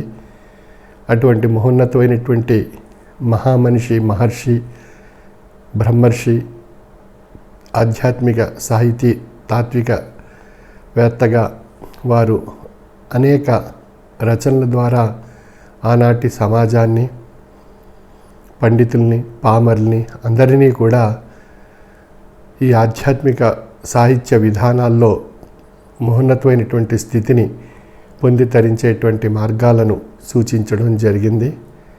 సమాజంలో అనేక రకాలైనటువంటి మార్పులు కోరుకుంటూ మానవుడిగా మనుగడ సాగించాలి అనేటువంటి ఒక మహోన్నతమైనటువంటి ఆధ్యాత్మిక సాహిత్య దృక్పథంతో వారు చేసినటువంటి సామాజిక స్ఫూర్తి ఈనాటికి కూడా అది మార్గదర్శకంగా తెలియపరచబడుతుంది. అటువంటి మహోన్నతమైనటువంటి ఆధ్యాత్మిక స్వరూపులైనటువంటి ఉమర్ అలీ షా వారు మొహిద్దీన్ బాదుషా జాన్బియంబ దంపతులకు 1885 సంవత్సరంలో ఫిబ్రవరి 28వ తేదీన వారు పిఠాపురం పట్టణంలో జన్మ పొందడం జరిగింది. వారు ఒక మహోన్నతమైనటువంటి దివ్య తేజస్సుతో వారి యొక్క జన్మ ప్రారంభింపబడి ఆశ్వాసాంతం వరకు వారి యొక్క జీవనతత్వంలో నర్సాపురంలో ఆ దివ్యత్వాన్ని ప్రసాదించి 60 సంవత్సరాల పాటు వారి యొక్క జీవన విధానంలో అనేక కోణాల్లో ఒక అద్భుతమైనటువంటి మానవ రూపంలో ఈశ్వర రూపాన్ని తెలియజేసినటువంటి మహోన్నతమైనటువంటి వ్యక్తిత్వం షష్టం పీఠాధిపతి వారు అనేక రకాలైనటువంటి తాత్విక గ్రంథాలు, సామాజిక స్ఫూర్తిని కలిగించేటువంటి గ్రంథాలు, స్త్రీ అభ్యుదయాన్ని కోరుతూ, స్త్రీ ఔన్నత్యాన్ని కోరుతూ అనేక రకాలైనటువంటి నాటకాలు, గ్రంథాలు వారు రచించడం జరిగింది. అందులో స్త్రీమూర్తి యొక్క పాత్ర, స్త్రీ యొక్క ఔన్నత్యాన్ని తెలియజేస్తూ ఆయన రాసినటువంటి మహాభారత కౌరవరంగము అనేటువంటి గ్రంథంలో ఉండేటువంటి విషయాన్ని సందర్భంగా విశ్లేషించుకుంటే, మహాభారత కౌరవరంగము పాండవులు కౌరవుల యొక్క ధర్మాధర్మాలను విశ్లేషిస్తూ ధర్మాన్ని ఏ విధంగా ఆచరించి తరింపచేసుకోవాల్సి ఉన్నటువంటి ఈ తరుణంలో కలిగేటువంటి అవరోధాలను అధిగమించేటువంటి పరిస్థితుల్ని వారు ఆ గ్రంథంలో ఎంతో చక్కగా తెలియచేయటం జరిగింది. అందులో ఒక స్త్రీ పాత్రను, స్త్రీమూర్తి యొక్క ఔన్నత్యాన్ని తెలియజేస్తూ కర్ణుని చెంతనకు శ్రీకృష్ణ భగవానుడు వచ్చి కర్ణుని అర్థించేటువంటి విధానంలో కుంతీదేవిని తల్లిగా స్వీకరించి పాండవపక్షాన్ని చేరి యుద్ధం చేయమని శ్రీకృష్ణుడు కర్ణుని అర్థించడం జరుగుతుంది. ఆ సందర్భంగా కర్ణుడు శ్రీకృష్ణునితో పలికిన మాటలు ఉమర్ అలీ షా వారి యొక్క ఔన్నత్యాన్ని తెలియజేస్తాయి. ఆ పలుకులు ఈ విధంగా కర్ణుడు తెలియజేయడం జరిగింది శ్రీకృష్ణ భగవానికి. కుంతికి బుట్టినన్ మరి శకుంతకు బుట్టినన్ బుట్టనిము, ఏ ఇంటికో ఒక మానవుడు జనించుట తథ్యము, దానికై వంత యొకెంత ఏలా, బలవంతముగా ఇది తల్లి ఎంచి నీవింతగా చెప్పనేలా, పెరయంతులు తల్లులుగారే మాధవ అని చెప్పి కర్ణుడు శ్రీకృష్ణుడితో పలికినటువంటి మాటలు. ఇందులో ఉండేటువంటి యథార్థాన్ని మనం గుర్తించినట్లయితే, కుంతికి పుట్టినప్పటికీ శకుంతలకు పుట్టినప్పటికీ ఏ ఇంటికో ఒక మానవుడు జన్మించుట తథ్యము, దానికై బలవంతముగా ఇది కుంతీదేవి నీ తల్లి అని చెప్పి ఇంతగా ప్రాధేయపడి చెప్పవలసిన అవసరం ఏముంది అయ్యా మాధవ, పెరయంతులు మిగతా వారంతా తల్లులుగారా అని చెప్పి మాధవుడు శ్రీకృష్ణుడితో చెప్పినటువంటి మాటలు. ఈ విధంగా బలవంతంగా ఇది కుంతీదేవిని తల్లి అని ఎంచి పాండవపక్షాన్ని చేరి యుద్ధం చేయటం ఎంతవరకు సమంజసము? ఈ ప్రపంచంలో ఉన్నటువంటి తల్లులందరూ, స్త్రీమూర్తులందరూ తల్లులుగారా అని చెప్పి ఆయన ప్రశ్నిస్తారు శ్రీకృష్ణ భగవాన్ని. ఈ విధంగా స్త్రీ యొక్క ఔన్నత్యాన్ని, స్త్రీ యొక్క అభ్యుదయ తత్వాన్ని, స్త్రీ యొక్క మహోన్నతమైనటువంటి అద్భుతమైనటువంటి శక్తిని, స్త్రీమూర్తిని ఎంతో చక్కగా ఈ యొక్క పద్యంలో ఆయన మహాభారత కౌరవ రంగంలో తెలియజేసినటువంటి అంశము. అంటే ధర్మాధర్మాలను విశ్లేషిస్తూ మహాభారత కౌరవ రంగంలో వారు తెలియజేసినటువంటి మహోన్నతమైనటువంటి ధర్మ నీతి. ఈ విధంగా వారు సూఫీ వేదాంత దర్శనం అనేటువంటి ఆధ్యాత్మిక తాత్విక గ్రంథము సూఫీ తత్వాన్ని, ఆర్షతత్వాన్ని అన్వయింపజేస్తూ భిన్నత్వం నుండి ఏకత్వం పొంది తరించేటువంటి అద్భుతమైనటువంటి తాత్విక జ్ఞాన శక్తిని, భౌతిక జీవన తత్వం నుండి అభౌతికమైనటువంటి పరమాత్మ యొక్క స్వరూపాన్ని తరించేటువంటి ఎన్నో విశ్లేషణాత్మకమైనటువంటి మార్గాలను జీవితానుభవంలో గ్రహించి ధరించేటువంటి విషయాలను ఎన్నో సూఫీ వేదాంత దర్శనం అనేటువంటి గ్రంథంలో వారు తెలియజేయటం జరిగింది. అందులో భాగంగా ఒక పద్యంలో ఆయన తెలియజేసినటువంటి అంశము, జగత్తు మిథ్య అని కొందరు చాటుచుందురు, బ్రహ్మ మిథ్య అని కొందరు పలుకుచుందురు, ఇరువురు మిథ్యావాదులే ఈ జగాన్న, ఏదియు మిథ్య కాదు నిన్ను నీవు ఎరింగి ఉన్నా అని చెప్తారాయన. సాధారణంగా కొందరు తాత్వికులు, యోగులు తెలియజేసినటువంటి అంశాల్లో విశ్లేషించుకున్నట్లయితే జగత్తు మిథ్య అని చెప్పినటువంటి అంశాలు ఎన్నో ఉన్నాయి. కొందరు తాత్వికులు, యోగులు, జ్ఞానులు చెప్పినటువంటి విషయంలో బ్రహ్మ మిథ్య అని కొందరు చెప్పినటువంటి విషయాలు. ఈ ఇరువురి విషయాలను విశ్లేషిస్తూ జగత్తు మిథ్యా కాదు, బ్రహ్మ మిథ్యా కాదు, జగత్తును ఆశ్రయించి బ్రహ్మస్వరూపం ఉంది, బ్రహ్మను ఆశ్రయించి జగత్ స్వరూపం ఉంది. అంటే రెండూ కూడా ఈ యొక్క సృష్టిలో అలంకరింపబడి ఉన్నాయి. ఏ విధంగా అని విశ్లేషించుకున్నట్లయితే ఆత్మను అనుసరించి దేహము, దేహాన్ని అనుసరించి ఆత్మస్వరూపము, ఒకదానితో ఒకటి మిళితమైనటువంటి అంశాలు ఏ విధంగా అయితే మన భౌతిక దృష్టికి తెలియబడుచున్నాయో అదేవిధంగా బ్రహ్మను ఆశ్రయించి జగత్తు, జగత్తును ఆశ్రయించి బ్రహ్మస్వరూపము ఉన్నదనేటువంటి విషయం తెలియబడుచున్నది.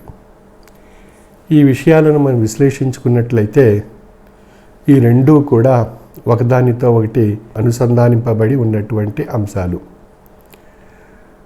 పరమాత్మ స్వరూపం జీవాత్మలో నిండి ఉన్నది, జీవాత్మ స్వరూపం పరమాత్మ యొక్క స్వరూపాన్ని ఆశ్రయించి ఉన్నదని అనేటువంటి విషయాన్ని ఈ సందర్భంగా కూడా మనం గుర్తు చేసుకోవచ్చు.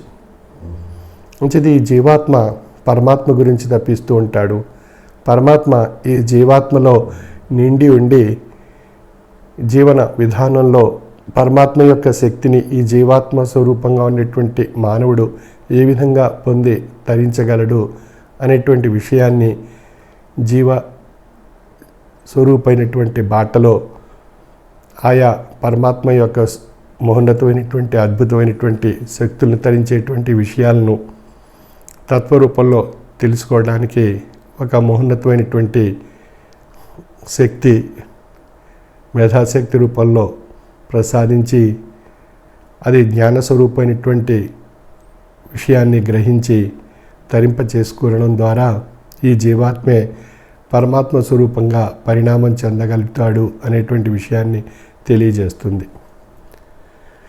ఏ విధంగా అయితే ఈ పరమాత్మ జీవాత్మను ఆశ్రయించి ఉందో, ఈ ఆత్మ ఈ దేహాన్ని ఆశ్రయించి ఉందో, బ్రహ్మ ఈ జగత్తుని ఏ విధంగా ఆశ్రయింపబడి ఉందో, ఈ విషయాలన్నీ మనం గ్రహించి తరించేటువంటి మార్గదర్శకమైనటువంటి అంశాలన్నీ కూడా సూఫీ వేదాంత దర్శనం అనేటువంటి గ్రంథంలో షష్టం పీఠాధిపతి వారు తెలియజేశారు. ఈ భగవంతుడిని మానవుడు ప్రశ్నిస్తుంటాడు భగవంతుడు కనిపించకపోయేసరికి, లేదా తన యొక్క నాస్తికవాదంతో భగవంతుడిని ప్రశ్నిస్తూ ఉంటాడు. ఆయా విషయాలను ఉమర్ ఖయామ్ అనేటువంటి ఒక అద్భుతమైనటువంటి గ్రంథంలో ఉమర్ ఖయామ్ అనేటువంటి ఒక తాత్వికుడు ఆ భగవంతుడిని ప్రశ్నించినటువంటి తీరు చూసుకున్నట్లయితే, ఆ ఈశ్వరుని రహస్యంబు ప్రశ్నోత్తరముల చేత ఎన్నడూ తెలియబడదు. వెలలేని ధనము వెచ్చించి సాధింప సాధ్యంబుగాదు. భూవత్సరంబులు ప్రాణములరికట్టి నెత్తురు తపస్సున నీరు చేసి కష్టములు పడకుండా గాంచనేరవు బ్రహ్మ వస్తువు ఆస్తికాభాసమందు అని చెప్తారు తత్వవేత్త. నేను మహా మేధావిని, మహాజ్ఞానిని, ప్రశ్నింపజేసి భగవంతుని దర్శింపజేసుకుంటాను అన్నా సాధ్యం కాదు. భగవంతుని యొక్క అద్భుతమైనటువంటి శక్తి తన దగ్గర ఉన్నటువంటి వేలాది రూపాయల యొక్క ధనాన్ని వెచ్చించి భగవంతుణ్ణి తరిద్దామన్నా భగవంతుడి తెలియబడుట లేదు. బహువత్సరములు ప్రాణములరికట్టి నెత్తురు తపస్సున నీరు చేసి అనేక సంవత్సరాలు తన యొక్క తపస్సు ద్వారా రక్తాన్ని నీరుగా మార్చినా కూడా భగవంతుడు తెలియబడుట లేదు. కష్టములు పడకుండా గాంచనేరవు బ్రహ్మ వస్తువు. కష్టము భగవంతుడి గురించి కష్టపడినట్లయితే భగవంతుడు తెలియబడతాడు అని చెప్తున్నారు. ఈ కష్టాలనేటువంటి ఎక్కడున్నాయి? మనందరికీ తెలుసును. భౌతిక జీవన విధానంలో, సంసార సామాజిక జీవన విధానంలో కష్టాల యొక్క రుచి మనందరం చూస్తూనే ఉన్నాం. ప్రతిరోజు, ప్రతి క్షణం, ప్రతిలిప్త ఆ కష్టాన్ని చూసి మనం భయపడుతుంటాం, సుఖాన్ని చూసి ఆనందిస్తుంటాం.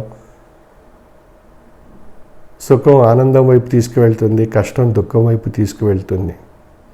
అంచేత మనం ఏది ఇష్టపడతాం? సుఖాన్ని ఇష్టపడతాం, ఆనందాన్ని ఇష్టపడతాం తప్ప కష్టాన్ని, దుఃఖాన్ని మనం ఎవరూ కూడా ఇష్టపడం. ఇష్టపడనటువంటి వస్తువులోనే భగవతత్వం నిండి ఉన్నది. అంచేత కష్టం, దుఃఖం అనేటువంటి మనం ఇష్టపడం కనుక ఆ ఇష్టపడనటువంటి వస్తువులోనే భగవతత్వం నిండి ఉన్నది. అంచేత ఆ యొక్క ఇష్టపడనటువంటి వస్తువును ఇష్టంగా మార్చి మనకు ఆ రుచిని మనస్సుకు తెలియజేసేటువంటి ఒక అద్భుతమైనటువంటి శక్తియే తత్వము అని చెప్పబడుతుంది. అంచేత ఆ కష్టాన్ని మనం కోరుకోం, కానీ కష్టమే మనల్ని కోరుకుంటూ వస్తుంది. ఎందుకు? భగవతత్వాన్ని తెలుసుకుని తరించి ఈ జీవాత్మలో ఉన్నటువంటి పరమాత్మని తెలుసుకుని తరించడానికి కష్టం అనేటువంటి స్వరూపం మనల్ని కోరుకుంటూ వస్తుంది.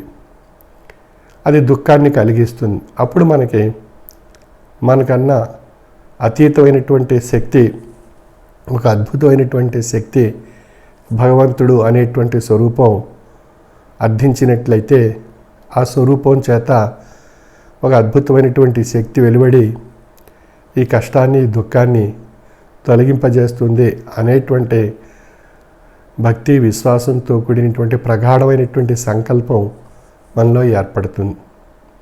తద్వారా సంకల్ప శక్తి ఆశీస్సు రూపంలో లక్ష్యం ద్వారా మనం పొంది తరింపజేయడం ద్వారా మనలో ఆ కష్టం, ఆ దుఃఖం తొలగిపోతుంది. అప్పుడు ఆయన యందు ఒక ప్రగాఢమైనటువంటి విశ్వాసం ఏర్పరచుకుని ఆయన యొక్క ఆశ్రయంలో, ఆయన యొక్క మార్గంలో ఆ యొక్క తత్వాన్ని పొంది తరించాలనేటువంటి సంకల్పం మనలో ఏర్పడుతుంది.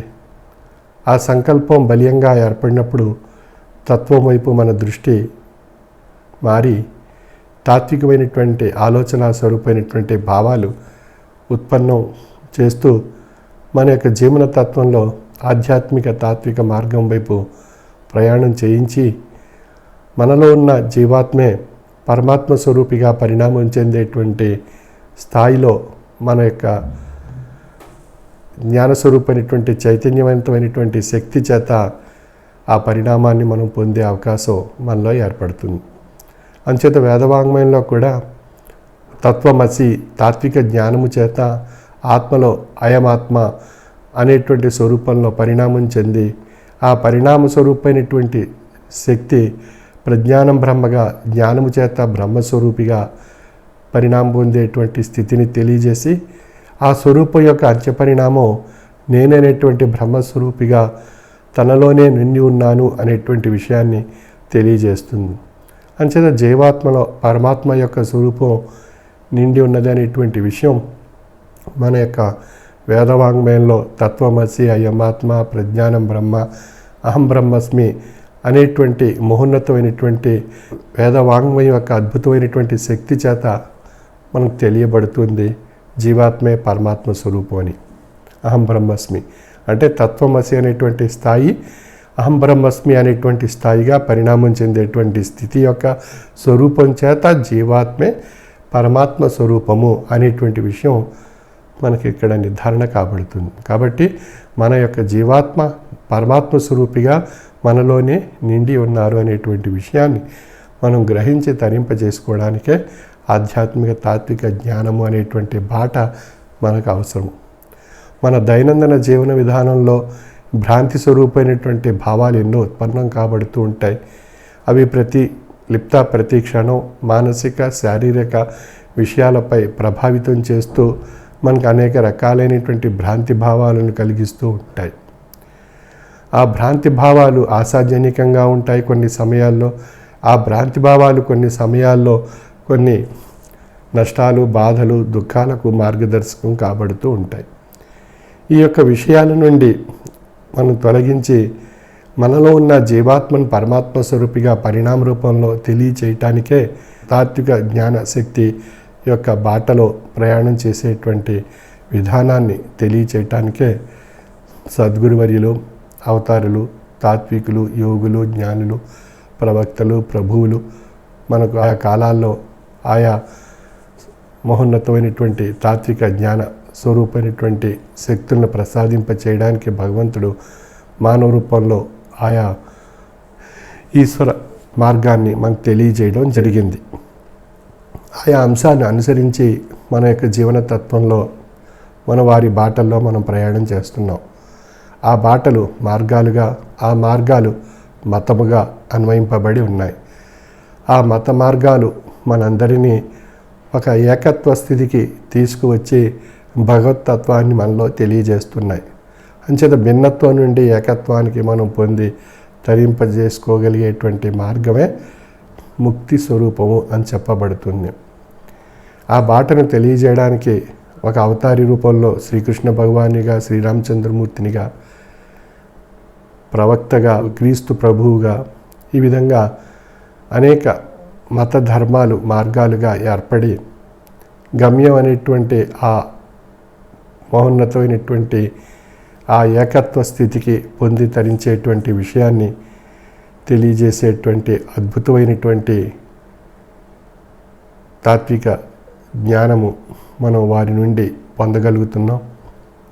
ఈ విధంగా ఈనాడు సమాజంలో అనేక మత ధర్మాలు వారి వారి యొక్క బాటలు అనుసరించి భిన్నత్వ స్థాయి నుండి ఏకత్వ స్థాయికి పరిణామం చెందేటువంటి విషయాల్ని ఆయా మత ధర్మాల్లో చెప్పబడుతుంది. ఆ భిన్నత్వ స్వరూపమైనటువంటి బాటలను అనుసరించి మనం ప్రయాణం చేస్తూ ఏకత్వం అనేటువంటి గమ్యానికి మనం చేరుకోలేకపోతున్నాం. ఏకత్వం అనేటువంటి గమ్యాన్ని చేరుకున్నట్లయితే పరమాత్మ స్వరూపం అంతటా నిండి ఉన్నటువంటి ఉత్కృష్టమైనటువంటి అద్భుతమైనటువంటి శక్తిగా తెలియబడుతుంది.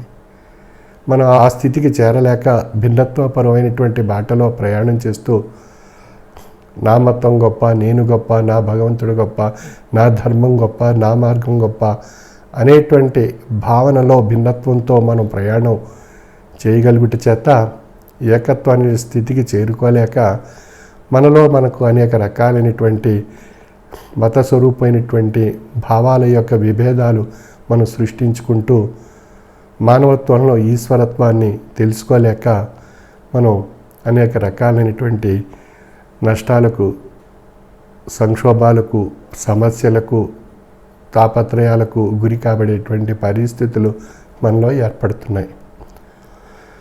అంచేత ఈ విషయాన్ని మనం గమనించగలిగినట్లయితే భిన్నత్వం అనేటువంటి భావన స్వరూపం నుండి ఏకత్వం అనేటువంటి భావన స్వరూపంగా మనం పరిణామం చెందగలిగినట్లయితే మానవత్వం ఈశ్వరత్వంగా ఉంది, ఈశ్వరత్వంలో మానవత్వం నిండి ఉన్నది అనేటువంటి విషయం తెలియబడుతుంది. ఏ విధంగా అయితే జగత్తు, బ్రహ్మ రెండు ఒకదాన్ని ఒకటి అనుసరింపబడి ఉన్నాయో అదేవిధంగా మానవత్వంలో ఈశ్వరత్వం, ఈశ్వరత్వంలో మానవత్వం నిండి ఉన్నది అనేటువంటి విషయం తెలియబడేటువంటి అవకాశం ఉంది. ఏ విధంగా అయితే జీవాత్మలో పరమాత్మలో జీవాత్మ యొక్క స్వరూపం తెలుసుకునేటువంటి విషయంగా ఉందో, అదేవిధంగా ఈ మానవత్వంలోని ఈశ్వరత్వంలోనే మానవత్వం నిండి ఉన్నది అనేటువంటి విషయాన్ని మనకు తెలియబడేటువంటి అవకాశం భిన్నత్వం నుండి ఏకత్వం అనేటువంటి స్థితికి చేరుకున్నప్పుడు మానవత్వం యొక్క స్వరూపం ఈశ్వరత్వంగా పరిణామం చెందుతుంది. అందుచేత భిన్నత్వం నుండి మానవత్వ స్వరూపంలో ఏకత్వం అనేటువంటి ఈశ్వరత్వం వైపు మనం ప్రయాణం చేయగలిగినట్లయితే పరమాత్మ యొక్క స్వరూపం అన్నిటా అంతటా నిండి ఉన్నటువంటి ఉత్కృష్టమైనటువంటి ఒక అద్భుతమైనటువంటి మహా తేజస్సుగా తెలియబడేటువంటి అవకాశం మనం ఇక్కడ గ్రహించడానికి ఒక చక్కని తాత్విక జ్ఞానశక్తి ద్వారా తెలియబడుతుంది. అంటే తాత్విక జ్ఞానశక్తి ద్వారా తాత్విక జ్ఞాననేత్రం ఏర్పడుతుంది. ఆ తాత్విక జ్ఞాననేత్రం చేత ఈ సృష్టి అంతా యావత్తు ఈశ్వర స్వరూపమైనటువంటి మహా తేజస్సుగా ఉందనేటువంటి విషయాన్ని ఆ జ్ఞాననేత్రం యొక్క జ్ఞాన దృష్టితో మనం దర్శించేటువంటి అవకాశం ఏర్పడుతుంది.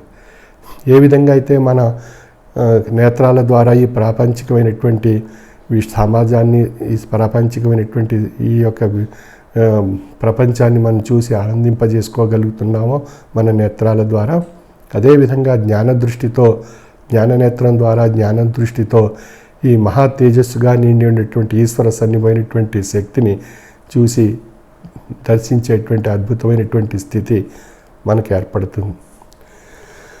ఆ విధమైనటువంటి స్థితిని పొంది తరింపచేయటానికే షష్టం పీఠాధిపతి వారు హిమాలయాల్లో వసించి వారు అక్కడ కొంతకాలం ఉన్నప్పుడు వారు రచించినటువంటి ఒక అద్భుతమైనటువంటి గ్రంథము సూఫీ తత్వాన్ని, ఆర్షతత్వాన్ని ఒకటిగా చేసి మహోన్నతమైనటువంటి తాత్విక తేజస్సుని ప్రసరింపజేసినటువంటి అద్భుతమైనటువంటి గ్రంథము సూఫీ వేదాంత దర్శనము అనేటువంటి గ్రంథము. సూఫీ తత్వాన్ని, వేదవాంగ్మయాన్ని రెండిటిని దర్శనము ఏకత్వ దృష్టితో చూడగలిగేటువంటి అద్భుతమైనటువంటి శక్తి సూఫీ వేదాంత దర్శనం అనేటువంటి గ్రంథంలో వారు హిమాలయాల్లో గ్రహించి అనుభవంలో తరించినటువంటి విషయాలను పద్యాల రూపంలో మనకు ప్రసాదించారు. అందులో ఒక్కొక్క పద్యం మనం విశ్లేషించుకుని అర్థం చేసుకొని మన యొక్క ఆచరణలో పెట్టగలిగినట్లయితే మనలో ఉన్నటువంటి జీవాత్మే పరమాత్మ స్వరూపిగా పరిణామం చెందేటువంటి స్థితి మనకు తెలియబడుతుంది.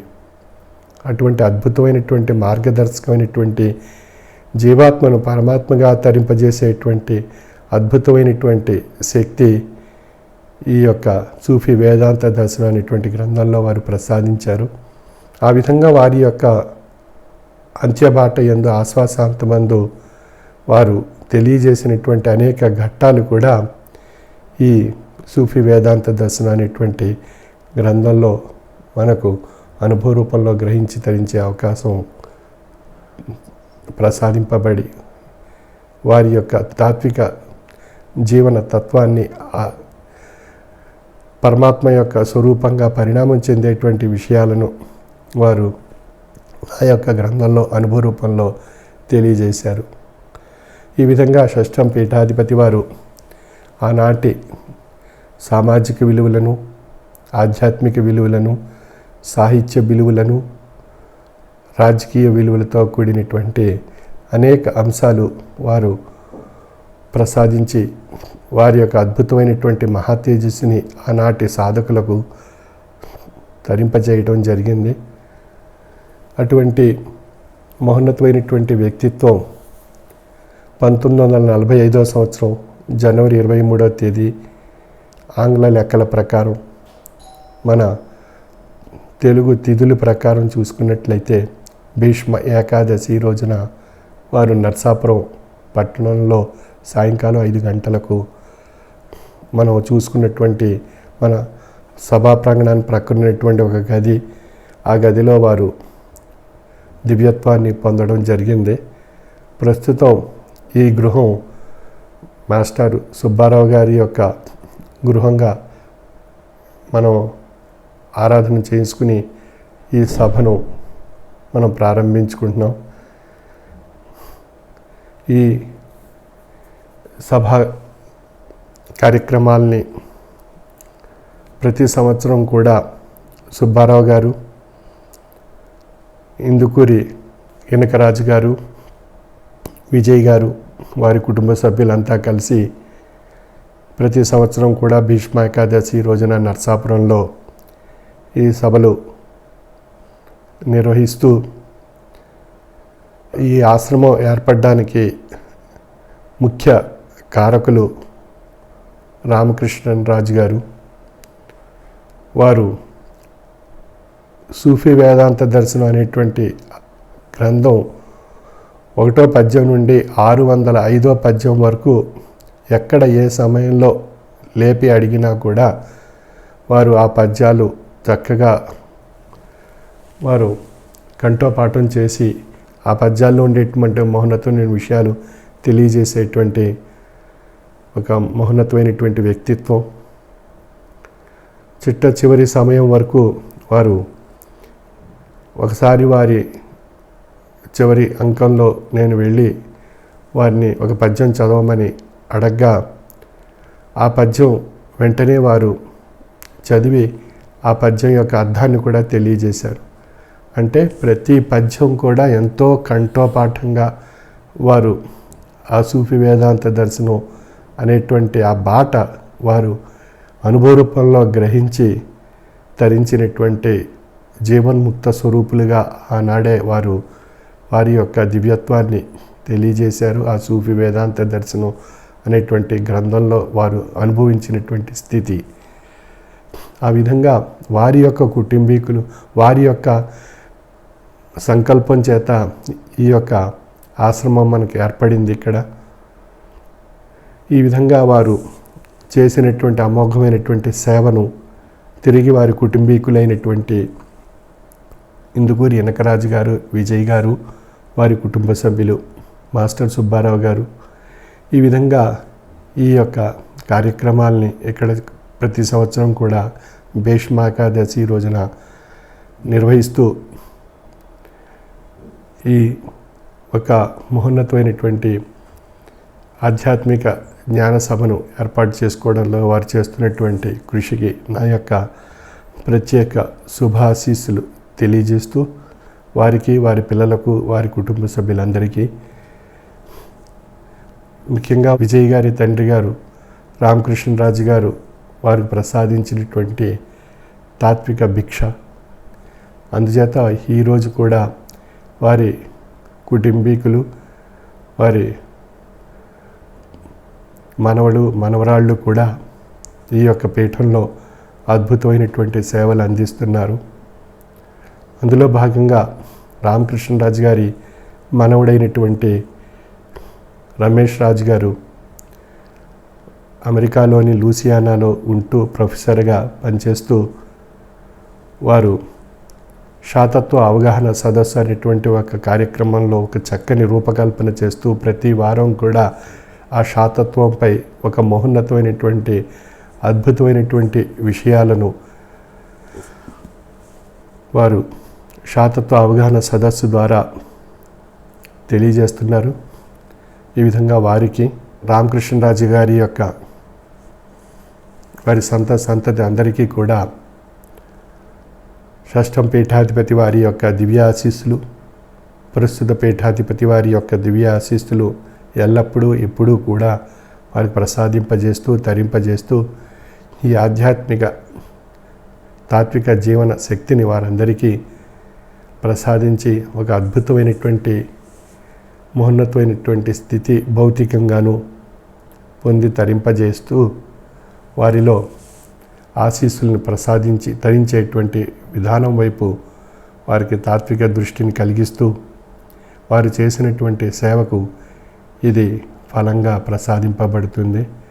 అదేవిధంగా సుబ్బారావు గారు వారి యొక్క తల్లిదండ్రుల యొక్క ఆశ్రయం ద్వారా వారు ఈ పీఠానికి అమోఘమైనటువంటి కృషి చేస్తున్నటువంటి వారికి, వారి యొక్క కుటుంబ సభ్యులందరికీ కూడా నా యొక్క ప్రత్యేక శుభ ఆశీస్సులు తెలియజేస్తూ ఈరోజు ఈ సభా కార్యక్రమంలో పాల్గొన్నటువంటి అతిథులకు, పత్రికా పాత్రికేయులకు, శ్రీ విశ్వవిజ్ఞాన విద్య ఆధ్యాత్మిక పీఠ సభా సభ్యులకు నా యొక్క శుభ ఆశీస్సులు. సర్వే జన సుఖినో భవంతు. ఇప్పుడు షష్ఠపీఠాధిపతి కవిశేఖర డాక్టర్ ఉమ్రాలిషా స్వామి రచించిన తత్వ సందేశం గ్రంథం నుండి కుమారి మాధవరపు స్వాతి గానం చేసిన ఏమియ్యగలను స్వామికి నేను ఏమియ్యగలను అనే కీర్తన ఆలకించి తాత్విక దివ్యానుభూతి పొందండి.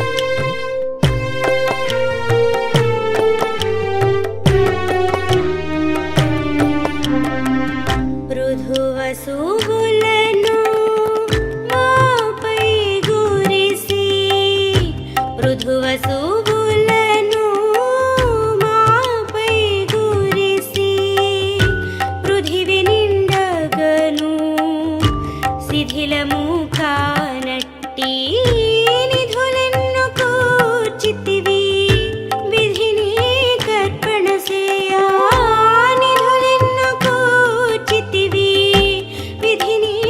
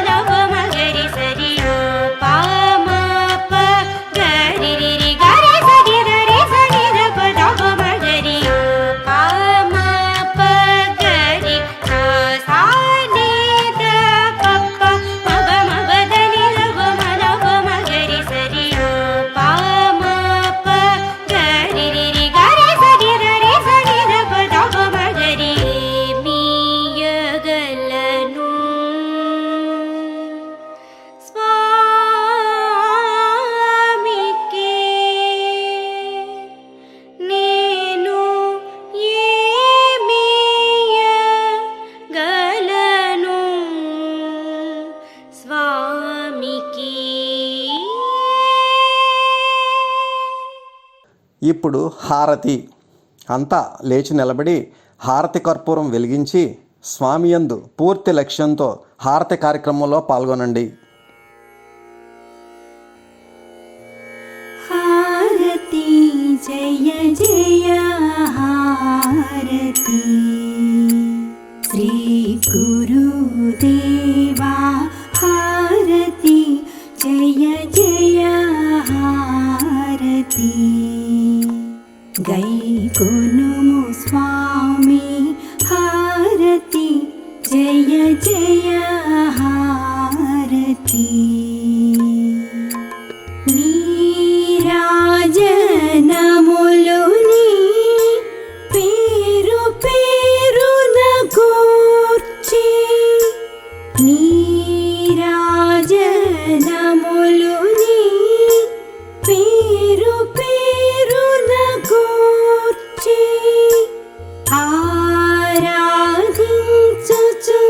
భక్తి నర్పించు కర్పూర హారతి జయ జయ హారతి శ్రీ గురుదేవా హారతి జయ జయ హారతి గైకొనుము స్వామి హారతి జయ జయ హారతి పరమ భక్తులు జ్ఞాన భరిత సాత్వీమణులు పరమ భక్తులు జ్ఞాన భరిత సాత్వీమణులు కరములు మోక్షి ఈ విరి పళ్ళేరములని హారతి జయ జయ హారతి శ్రీ గురుదేవా హారతి జయ జయ హారతి గైకొనుము స్వామి హారతి జయ జయ హారతి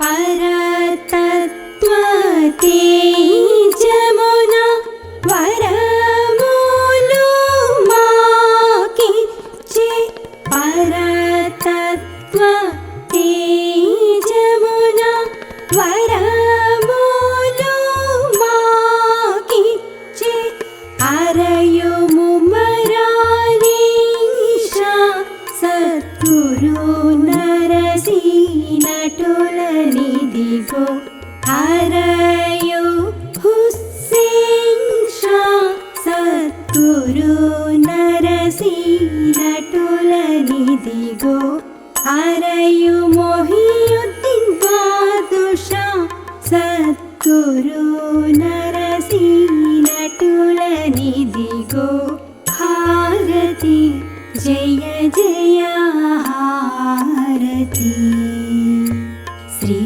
గురుదేవా హారతి జయ జయ హారతి గైకొనుము స్వామి హారతి జయ జయ హారతి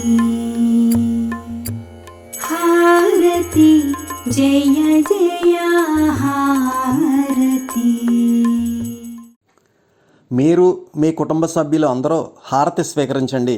అనంతరం శ్రీ స్వామివారి దర్శనం, శ్రీ షష్ఠపీఠాధిపతి కవిశేఖర డాక్టర్ ఉమ్రాలిషా స్వామివారి యొక్క అభౌతిక దర్శనం చేసుకోండి.